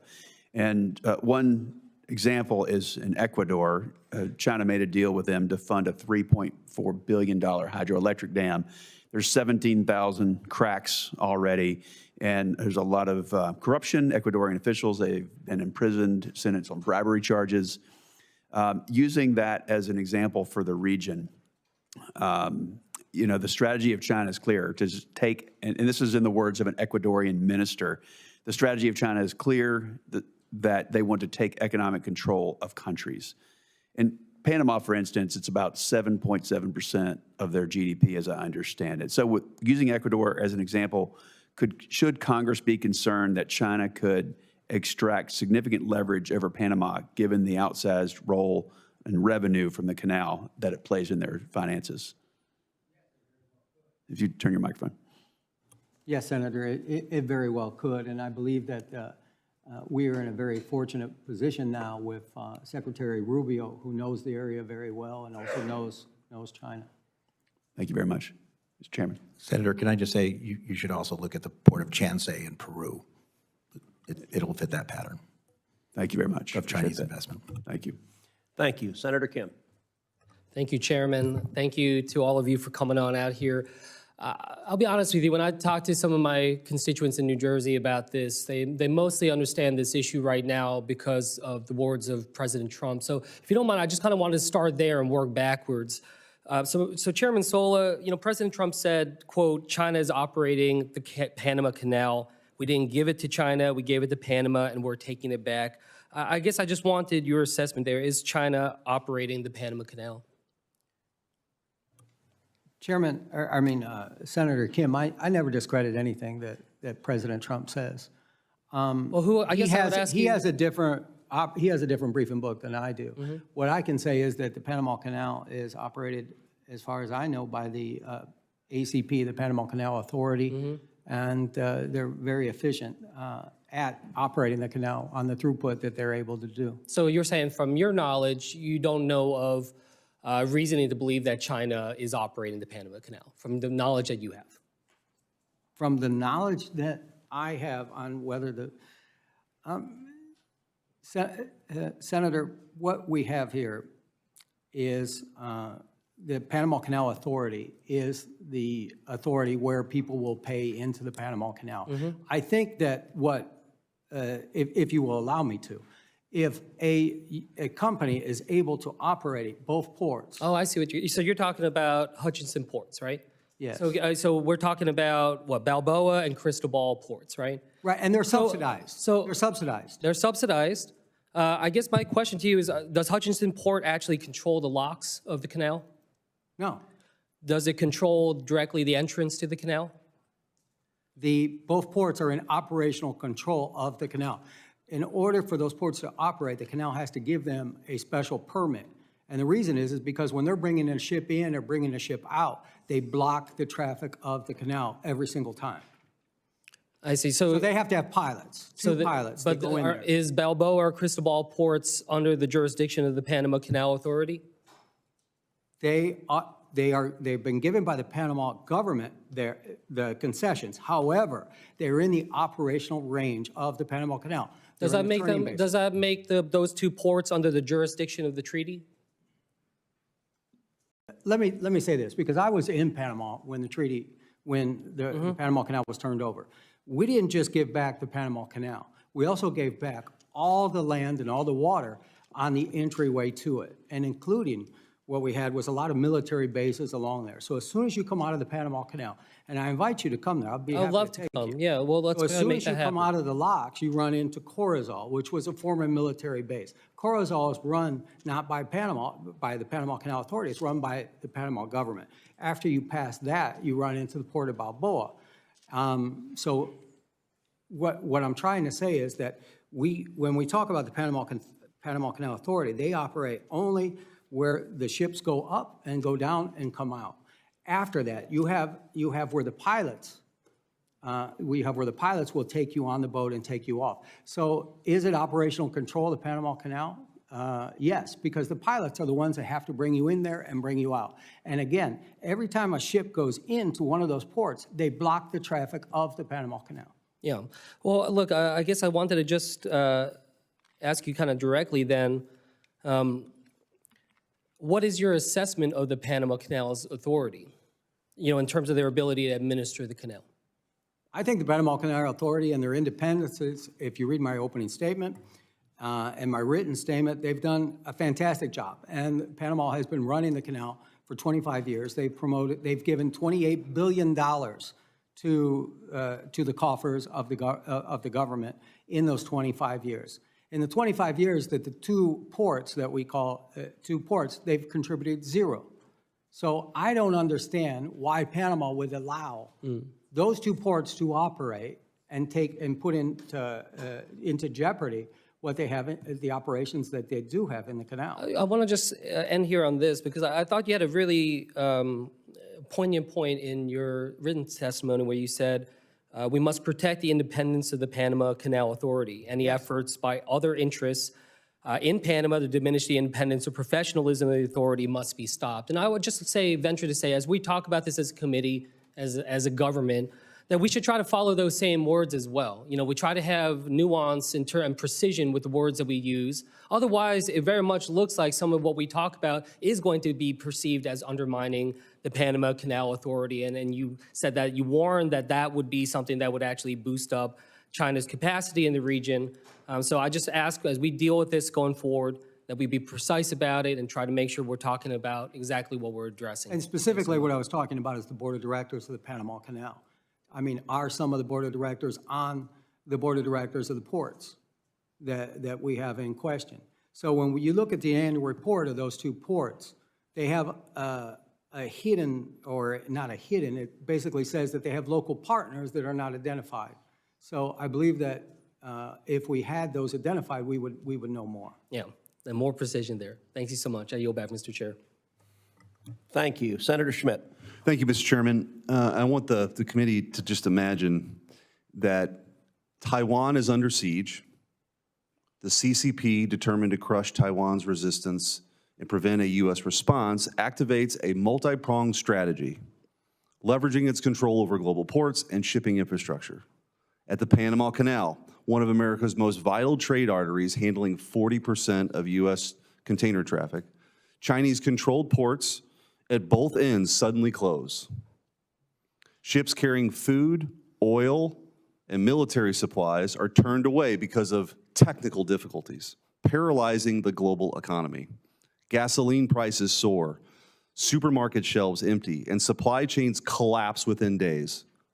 China's state-owned ZPMC, which supplies 80% of U.S. port cranes, has equipped their cranes with cellular modems that create exploitable vulnerabilities. These cranes at U.S. ports mysteriously malfunction, halting critical operations. Factories close, millions lose their jobs, and the economy grinds to a halt. While this scenario may seem hypothetical, it is entirely plausible. Therefore, the canal must remain neutral, and the U.S. must ensure the CCP does not encroach on our vital economic and national security interests. In 2017, Senators Markey, Schatz, and Rubio urged President Trump to address China's aggressive maritime actions. Their warnings apply today as China's growing control over critical infrastructure, ports, and strategic waterways like the Panama Canal pose an unacceptable threat. America is sleepwalking into a carefully laid Chinese trap. And fortunately, people like President Trump aren't falling for it. I'm glad he's raised this issue. This dangerous complacency must end. That's why last week I introduced a Senate resolution to safeguard the Panama Canal from Chinese influence. It calls on Panama to expel Chinese entities in foreign control and honor its neutrality under the 1977 transfer agreement. The cost of inaction is too great. And I'll offer this up for anyone, but I think the biggest concern here is this Belt and Road Initiative. We've talked about it creating a debt trap, which is true. And building a bridge in Bangladesh is very different than this. I mean, there are reports of, the CCP building airports, and then when people are critical of the CCP, all of a sudden flights are canceled. Controlling a grid, they can turn it off and they can turn it off. And there's just no way on God's green earth that China can control the Panama Canal. And so however you want to define it, and I hope my Democrat colleagues, this is an issue that affects America that should not be partisan, and I hope they're not blinded by the fact that President Trump has come out so boldly on this. But we shouldn't tolerate this. The witnesses have stated they have operational control. We can get into the semantics of the Port Authority versus the control, but operational control of the Panama Canal is real by the CCP. The witnesses have also stated that a Chinese company got a sweetheart deal, a no-bid contract for control, operational control ultimately of these ports. So I guess I want to ask, because I've talked too long, I don't have much time for questions, but Professor Kantorovich, I do want to ask you, yes, as it relates to the treaty, and I'm glad Senator Cruz, or Chairman Cruz, has called this up, because there are real concerns about treaty violations here. What are the most blatant? What are the most obvious? Is it the unfair, is it the fact that we're being charged more? Is it the fact that these are Chinese-owned companies that are controlled by the CCP? What are the top 2 or 3 reasons that you would argue that they are, in fact, in violation of the treaty? So again, I think the charges and fees are less of an issue because they don't discriminate across countries. We pay more because we use more, but it's not nationally discriminatory. The presence of Chinese companies, especially Chinese state companies, but not limited to them, do raise serious issues and concerns for the neutrality of the treaty. And I should point out, in relation to some of the earlier questioning, the canal, for purposes of the neutrality treaty, is not limited just to the actual locks of the canal and the transit of ships to the canal. According to Annex 1, Paragraph 1 of the treaty, it includes also the entrances of the canal and the territorial sea of Panama adjacent to it. So all of the activities we're talking about are within the neutrality regime, the geographic scope of the neutrality regime in the treaty. So I'm out of time, but the most dead-on hit here is the treaty specifically prevents foreign operations, and that's exactly what we have. Yeah, so to the extent these companies are in fact de facto controlled by China, this is something that could threaten the neutrality regime of the treaty. Okay. Senator, may I make a point of clarification? Sure.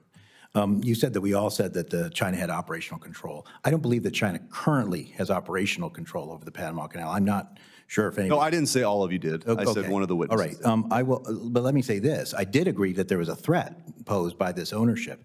I do think, though, that if your assumptions are correct, you are way understating the problem. That's right, understating the problem, because they also then control the Suez Canal and the Mediterranean Sea. And I actually have to admit, I'm a little confused as to why some of the senators asking these questions, Senator Blackburn, aren't more concerned about the biggest port in the United Kingdom being run by the Chinese.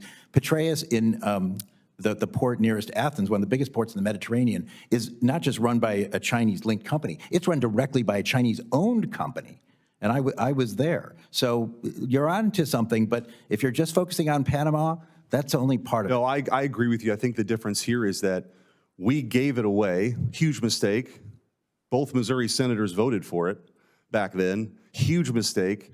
But the one thing we got out of it, was a guarantee of neutrality, and that's the issue here. Thanks. Thank you. Senator Curtis. Thank you, Mr. Chairman. Great hearing. Appreciate this opportunity today. I'd like to touch on something I haven't heard discussed today, and that is, unfortunately, China is not the only hostile country that exploits Panama to endanger our national security.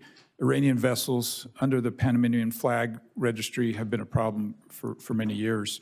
Chairman Sola, can you explain how Panama has enabled Iran to evade our sanctions? Yes, thank you, Senator. About a year ago, when we were having this drought issue, there was also a lot of focus on Iran and how they were funding Hamas and the Houthis because they were attacking the Red Sea. What we found was, what the United States has found, is that Iranian vessels are sometimes flagged by Panama in order to avoid sanctions so that they could sell the fuel that they have, and then they can take that money and then they can use it as they wish. Panama at the time had a very complicated process to deflag the vessels. There was an investigation, there was an appeals process. By the time that we would, OFAC or Treasury would go ahead and identify one of those vessels, by the time that they were doing the appeals and stuff like this, they've already changed flags to somewhere else. So when we went to Panama, we met with the Panamanian president. And I must say that we were very impressed because he was 30 minutes late, but he was breaking relations with Venezuela at the time because the election was the day before.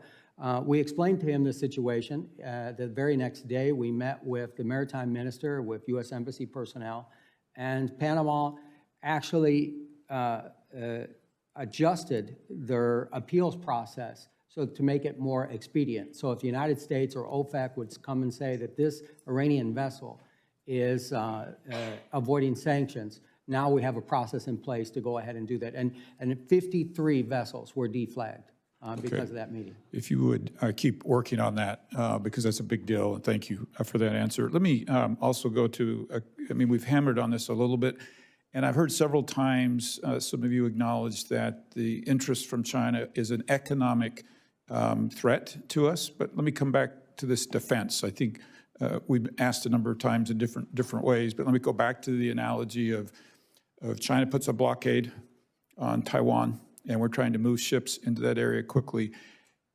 Can any of you say this is not just an economic threat to the United States, but a defensive threat as well? At the FMC, it's not our area of expertise. We would leave that to the military experts. I will just say that, to me, an economic threat is a military threat. I mean, it's indirectly, but it is. Yeah, I just, but noted the panel's in terms of what you're directly reference asking, to economic. we at the Federal Maritime Commission don't have that area. Chairman? I would say that my biggest concern is that when a Chinese contractor gets a contract in Latin America, they usually put a clause in there that they bring their own workers in from China.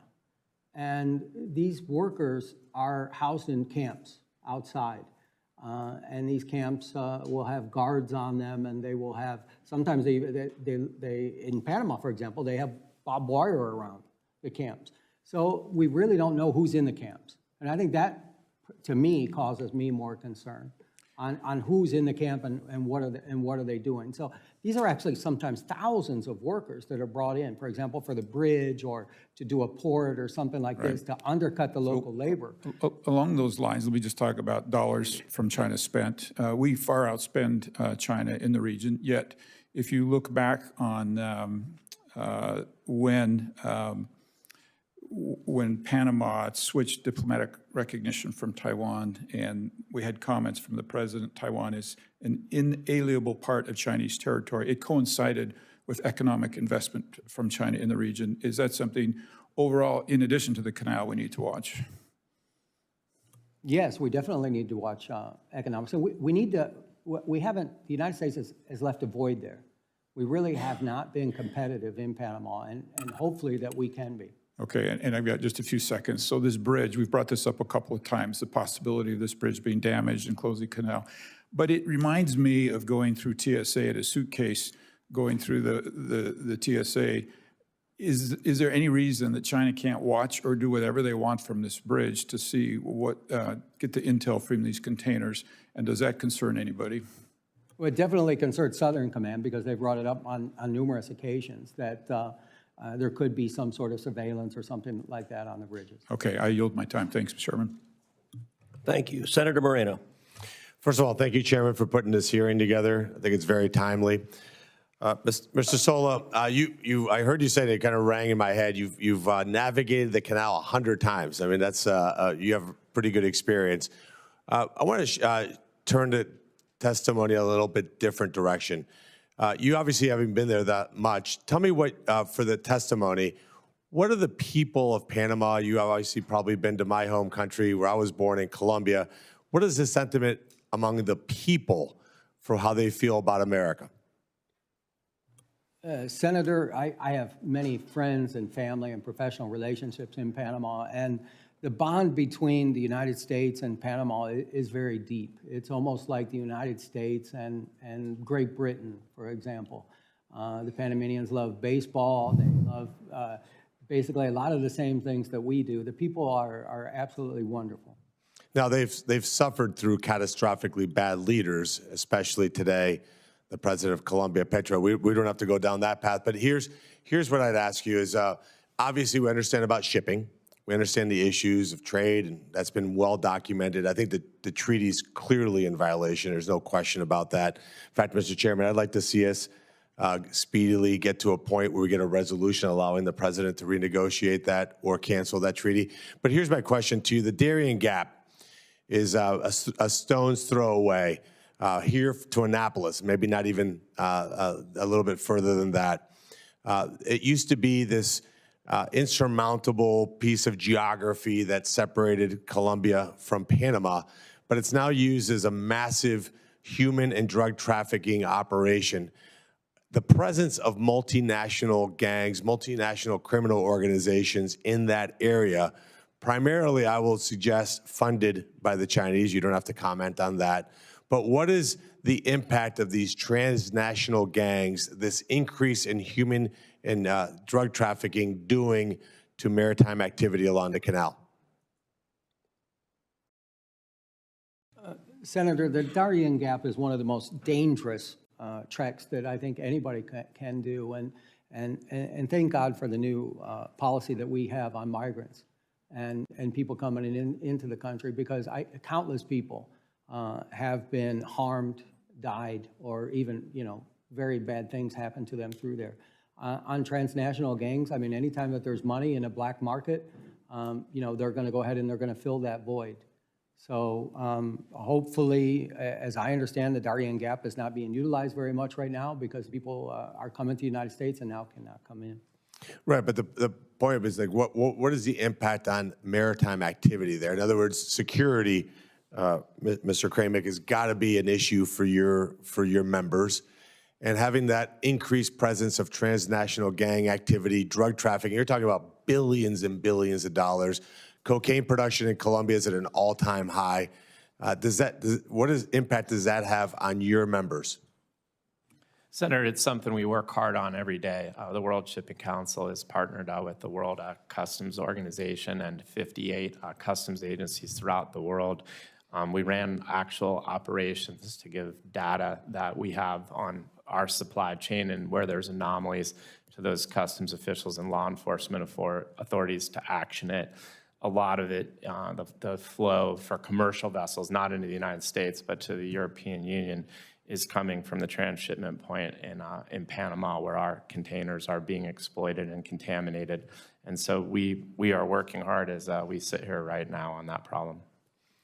And of course, the point I'm making is that China's influence there, whether we want to make it a technical question as to what control means, it doesn't matter. When you have Chinese companies operating on both sides of the canal, having influence there through drug trafficking, they bring basic chemicals into Mexico, which makes its way here as fentanyl.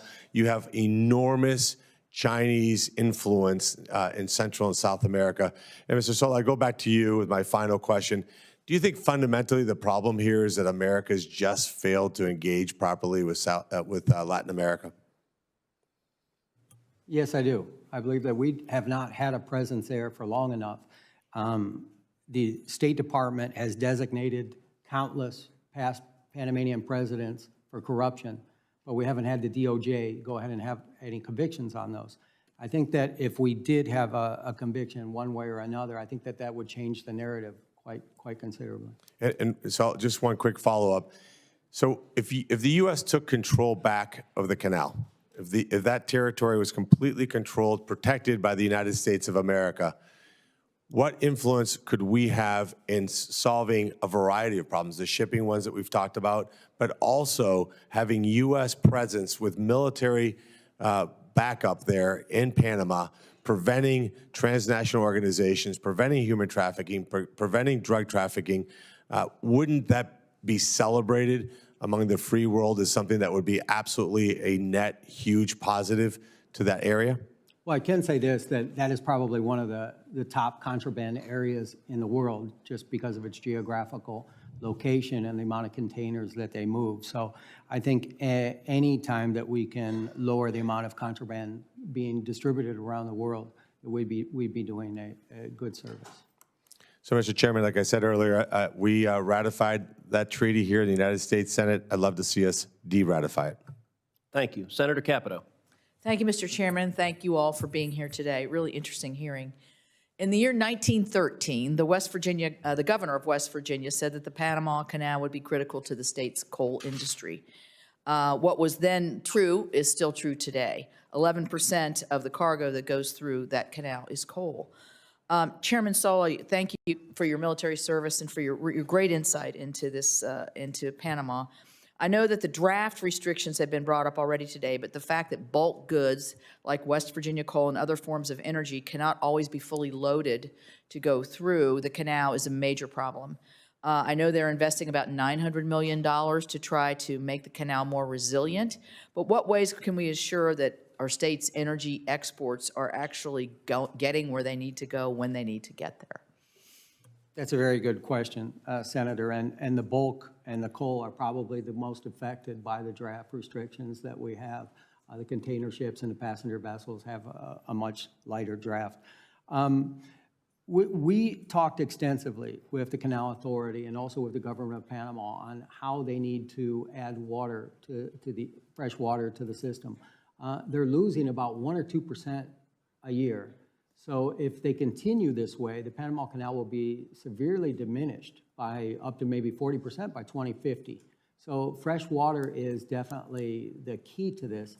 I know that they are working with the Army Corps of Engineers. We've seen some of those studies, and they have put a variety of options out there for the Canal Authority to go ahead and take advantage of. Let me ask this probably quite simple question is why would they be in opposition to putting more fresh water in the canal? I don't believe, well, the Canal Authority. I mean, it sounds easy, so maybe it's not quite as easy. The Canal Authority isn't. The issue that they have is maybe 10 years ago, environmentalists kind of restricted what their watershed was of the canal, and that law has just recently been overturned, so now the canal actually has access to the watershed. So what they have to do is a major infrastructure project to go ahead and pull that water in. And at the same time that they are saving up or raising the fees for the major infrastructure project, they're giving more and more money to the national coffers. So it's up to about $2.4 billion right now, and they're saving for the infrastructure project. Is that the $900 million infrastructure package I referenced? Is that the same project? I believe it is. The Rio Indio? Yes. Yes. Yes. So along with that, issue going through the canal, not just the offloading or, I mean, it's hard to offload coal out of a bulk container. I mean, that's not an easy thing to do if you can even do it. Is this whole thing about congestion pricing kind of, nobody here from New York, are they? But, you know, the congestion pricing at the canal where you can outbid and skip the line, so then the line can be like 14 days later, even if you were at the front of the line. This is probably what Senator Sheehy's wondering, like, how did I get in front of him kind of question. So how is that working, and is that fair, and who makes the judgment? That to me, you were talking about corruption, that to me sounds like you could really be padding somebody's pockets here to be able to jump the line and have a significant effect. Yeah, Senator, it is a auction system. It is being utilized more and more, and it is what I was most concerned about and continue to be most concerned about. Not necessarily right now because the unusual draft restrictions are not going on, but if there is another water shortage, the regular toll revenue has increased in terms of the canal, but what was really increased is the special revenue that they get from various fees and from this this auction thing. That revenue has gone up about close to 300% for other transit services. So that's a huge amount. It also, it's analogous to me in some ways. I know a lot of the ocean carrier companies got a lot of heat when they were making more money during the lack of the congestion during COVID. Well, this is sort of similar. They're providing fewer transits, and at the same time, they're making more money because of a market mechanism. Though, you know, talking about the Chinese Communist Party. Well, this is the other way. This is capitalist, but it is a different way of allocating space that they're utilizing more and more to make more and more money. Now, I have no idea. To the best of my knowledge, the money is going back to the Panamanian government. I don't know of any reason to doubt that, but that is a big cost. And as I said before, it does disadvantage certain kinds of cargoes because they might feel that they don't, they're on a ship which doesn't prioritize its time passage as much as other kinds of cargoes. I don't know how that affects coal. All right. Thank you very much. Thank you. Senator Sheehy. How long would it take China to block the canal for our usage if they decided to do it? I know you're not military experts, but I think you've been in the canal 100 times. You're all experts on the industry. If they wanted to deny our usage of it, how long would it take them to do it? Senator, I can say that prior to the year 2000, the canal had a quick reaction force that kind of took all possibilities into consideration, either a ship be installed in the canal or to be able to move one out. I don't know what those capabilities or what the planning for that would be. So effectively, we don't have a ready response. But if China, I'm sure Southern Command does. I don't like the mindset that's kind of pervaded that there's this far off hypothesis that. But Senator, you're not talking to military experts. We're here because of it's commercial reasons. But this isn't a military question. I mean, if he's driven the canal 100 times and you are a maritime expert, a couple of years ago, as you remember, I think it was the Ever Given jackknifed in the Suez Canal. That's not a military operation. That's a ship that turns sideways. So if China chose to, how fast could they close the canal to our usage? Well, they could probably do a similar thing, but it would more be an act of terrorism than it would be because they have facilities there. Most of this discussion has involved the economic threats that China is bringing up because of the Belt and Road Initiative and having these investments in other countries. But yeah, I mean, it's not hard to close off a waterway. Panama Canal is actually quite vulnerable in terms of infrastructure. It's not, this is not a fort or militarily reinforced location. Now that's you're getting to the end of my knowledge of that. But no, it would not take long, but I don't know what it has to do with It's not accelerated because they have people at other port, unless you believe that they're, in theory, it's easier to infiltrate those ports with Chinese spies than it is other kinds of things. But that's totally out of my purview. That's more science. Well, I don't think it is out of your purview. I think the reality is the canal is an economic engine. It is also a national security engine. And I appreciate, I'm not trying to be combative or setting any traps. I'm just trying to ask a common sense question, which is, we can dance around, I'm not an expert in this, I'm an expert in that, but the canal is vulnerable, as we've stated. I guess, Senator, I'm just sort of saying, why would they bother with a military-like operation when they can get what they want with non-military means? If they can have influence in other ways. That's the point of the question. Okay. Is we segregate ourselves artificially in a way that they do not. We segregate ourselves, well, let's talk about military, let's talk about intelligence, let's talk about economics. China doesn't work that way. It's a whole of government approach. They don't draw a delineation between an economics discussion and a military one. And their attack may not look like Pearl Harbor.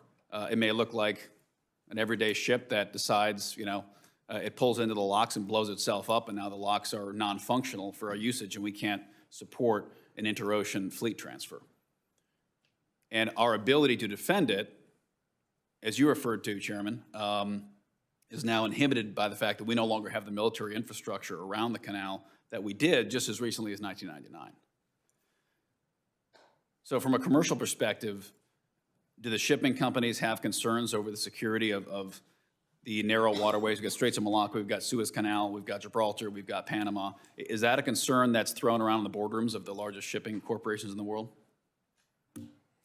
Senator, I think it's something they think about every day. I mean, really, it's drawn into sharp relief with the Red Sea that it was what I call a pink flamingo. Like there's black swans that just come up, and there's pink flamingos that you can see but you don't act. But no one really thought a whole lot that one of the most important waterways in the world could be denied, and moreover that it could be denied for such a sustained period.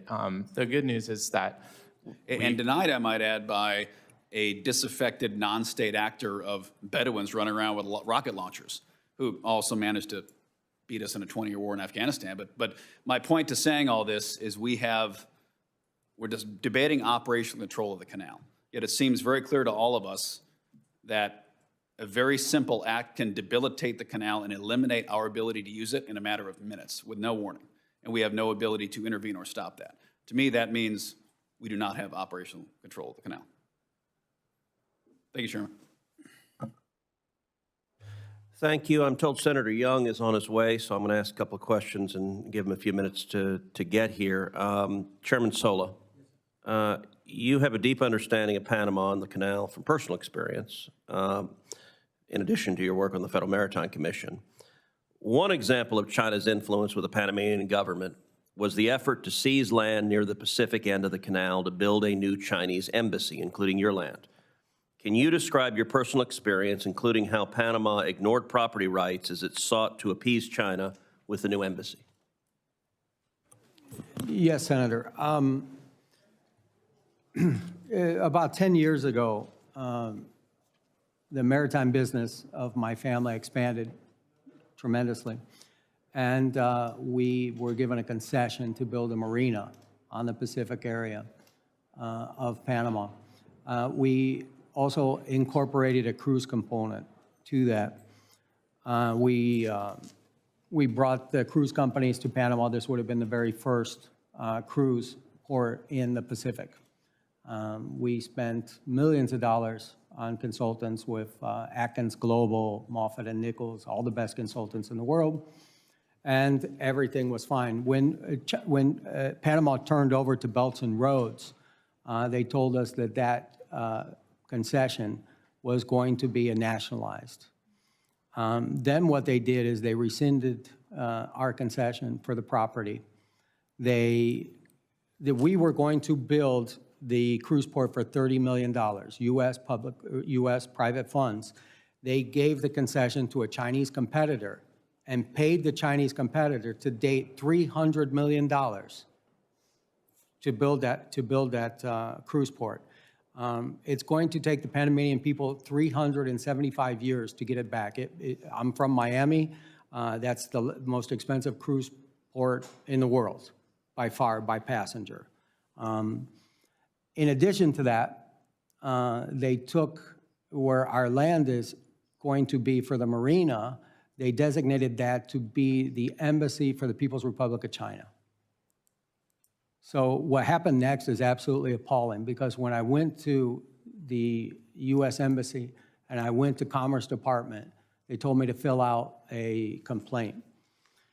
When I filled out the complaint, I went to my senator at the time, it was Bill Nelson, and I remember that I was denied being able to even file a complaint, because the land that the Chinese embassy, or the land that was going to be used by the Chinese embassy, my environmental permit for the marina was going to expire in 6 months. So the United States Commerce Department would not even allow me to file a complaint. So I brought that issue here. And thanks to the good work of, at the time, I think it was Chairman Nelson and Chairman Wicker, that we were able to unwind that. After about 6 years, Panama did the right thing and returned the land to my family. Very instructive. Senator Young. Thank you, Chairman, for holding this important hearing. Thank you, gentlemen, for being here. The Panama Canal underpins our current economic strength and national security. When 40% of U.S.-bound container traffic depends on a single waterway, we cannot afford unilateral toll hikes that choke out competition and leave our smaller carriers or our Midwestern exporters on the hook. For instance, in my home state of Indiana, manufacturing firms and farmers rely on consistent, reasonably priced shipping routes to move heavy machinery, auto parts, and ag products like corn and soy. If the Canal Authority's auction system prices them out, the ripple effects on American jobs and supply chains could be devastating. Chairman Sola, given our enormous stake in the canal's operation, do you believe Congress or the FMC should more aggressively use existing legal authorities, or even create new legislative tools to block or penalize toll practices that disproportionately harm U.S. shippers and exporters? Thank you, Senator, for the question. And I grew up in Goodland, Indiana, so that you know. Fantastic. I do believe that we should continue to monitor the situation, and if we do need more regulations or statutes, that we would come back to Congress, because we get our marching instructions from you. Moving the agricultural products that we get out of the Midwest all over the world and through the country, not only do we focus on the Panama Canal, but we also focus on about $5 trillion worth of goods coming in and leaving the United States here at the Federal Maritime Commission. So it's definitely one of our main concerns. Well, thank you. I'm not surprised. I always tell people Indiana is a maritime state. If you think about our dependence on the waterways and our shipping lines and all the rest. So you're certainly proving that. But so we will stay in touch, and if you in the future would like to outline any mechanisms or measures that you think would be effective to help ensure fair treatment for our interests, please let me and others on this committee know. When the two Panama Canal treaties were signed, we lived in a different world, one where Chinese state-backed actors didn't wield strong influence over global infrastructure, and issues like drought were rarely factored into international agreements. As we all know, times have certainly changed, but the United States is still the canal's biggest customer, and quite frankly, we have every right to expect an operational framework that acknowledges our modern security and economic challenges. States like Indiana, with robust exports, feel these impacts, even if we're far from the canal itself.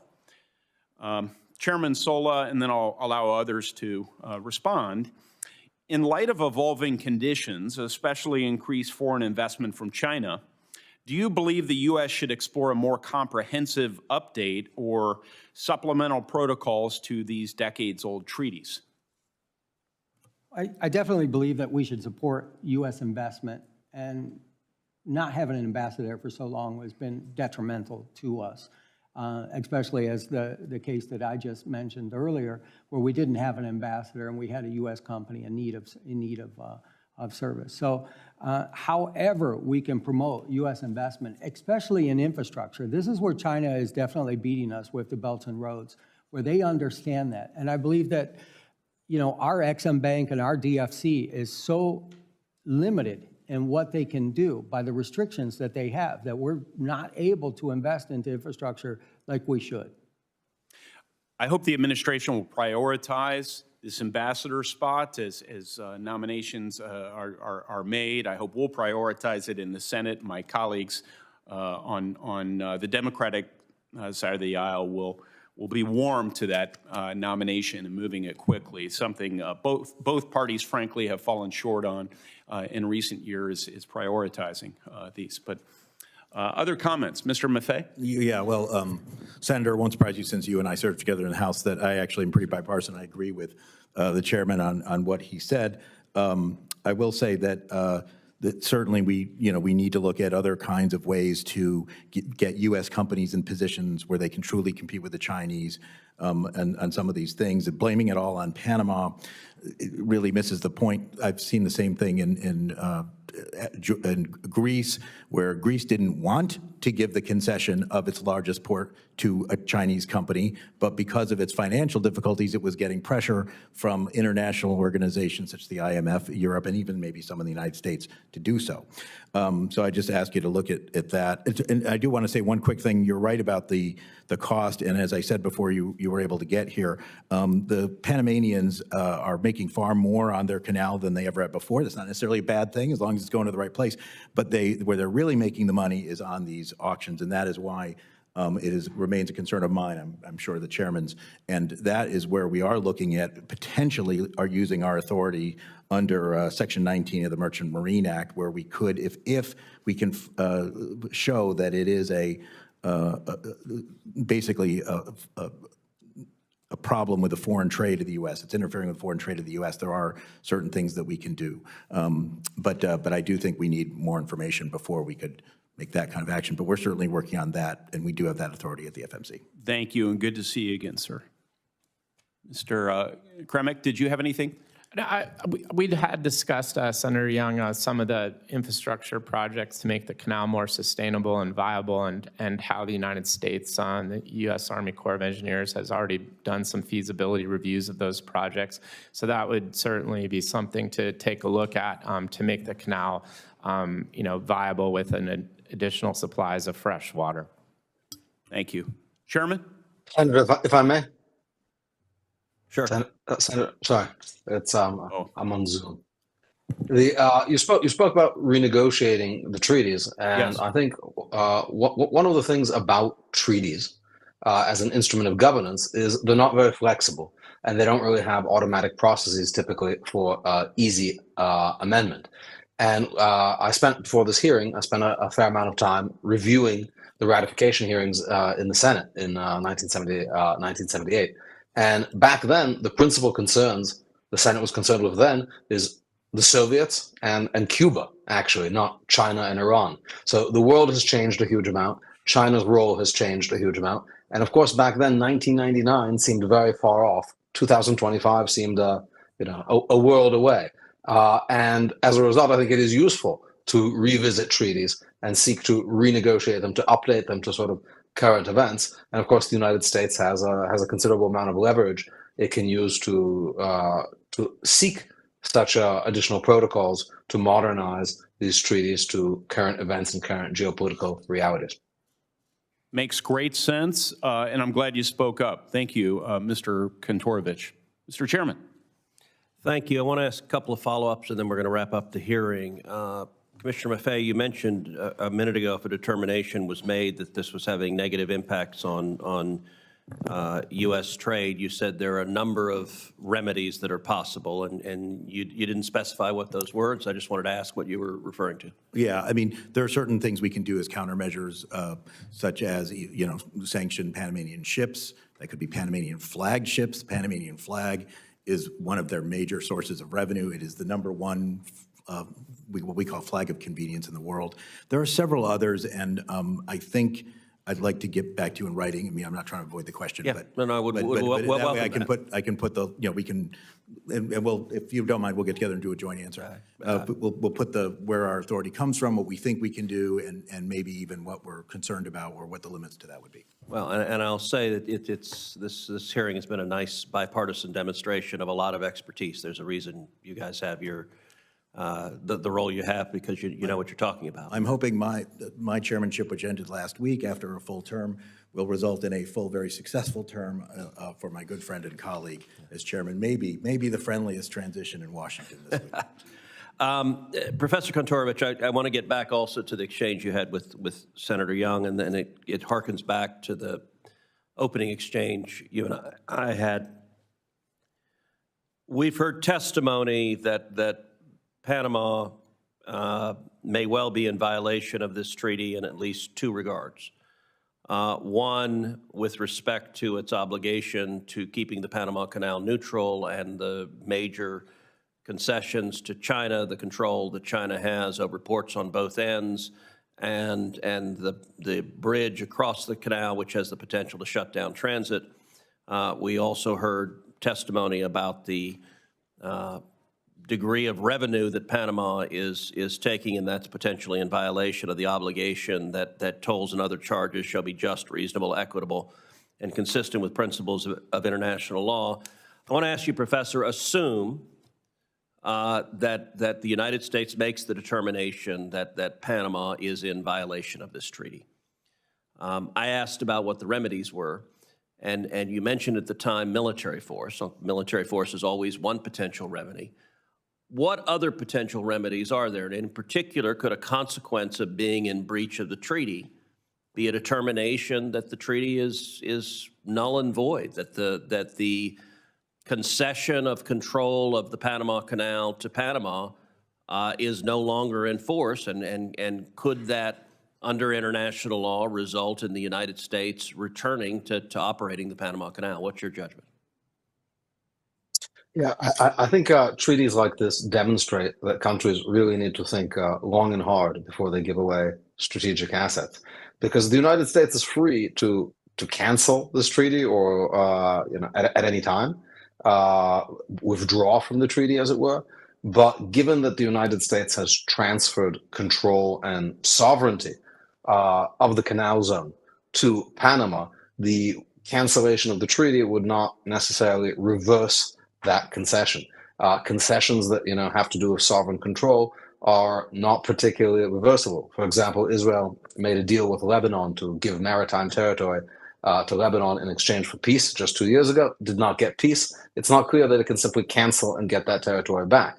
Now, it is the case that America can take all sorts of measures to insist on neutrality. And if neutrality means putting American firms in operation, or otherwise taking other steps, that is something that can be done. But a kind of territorial control is not a clear remedy unless it is something that just accompanies the steps needed to restore the regime of neutrality. All right, well, I want to thank all the witnesses for their important testimony here today. Senators will have until the close of business on Tuesday, February 4th to submit questions for the record. The witnesses will have until the end of the day on Tuesday, February 18th to respond to those questions. And this concludes today's hearing. The committee stands adjourned.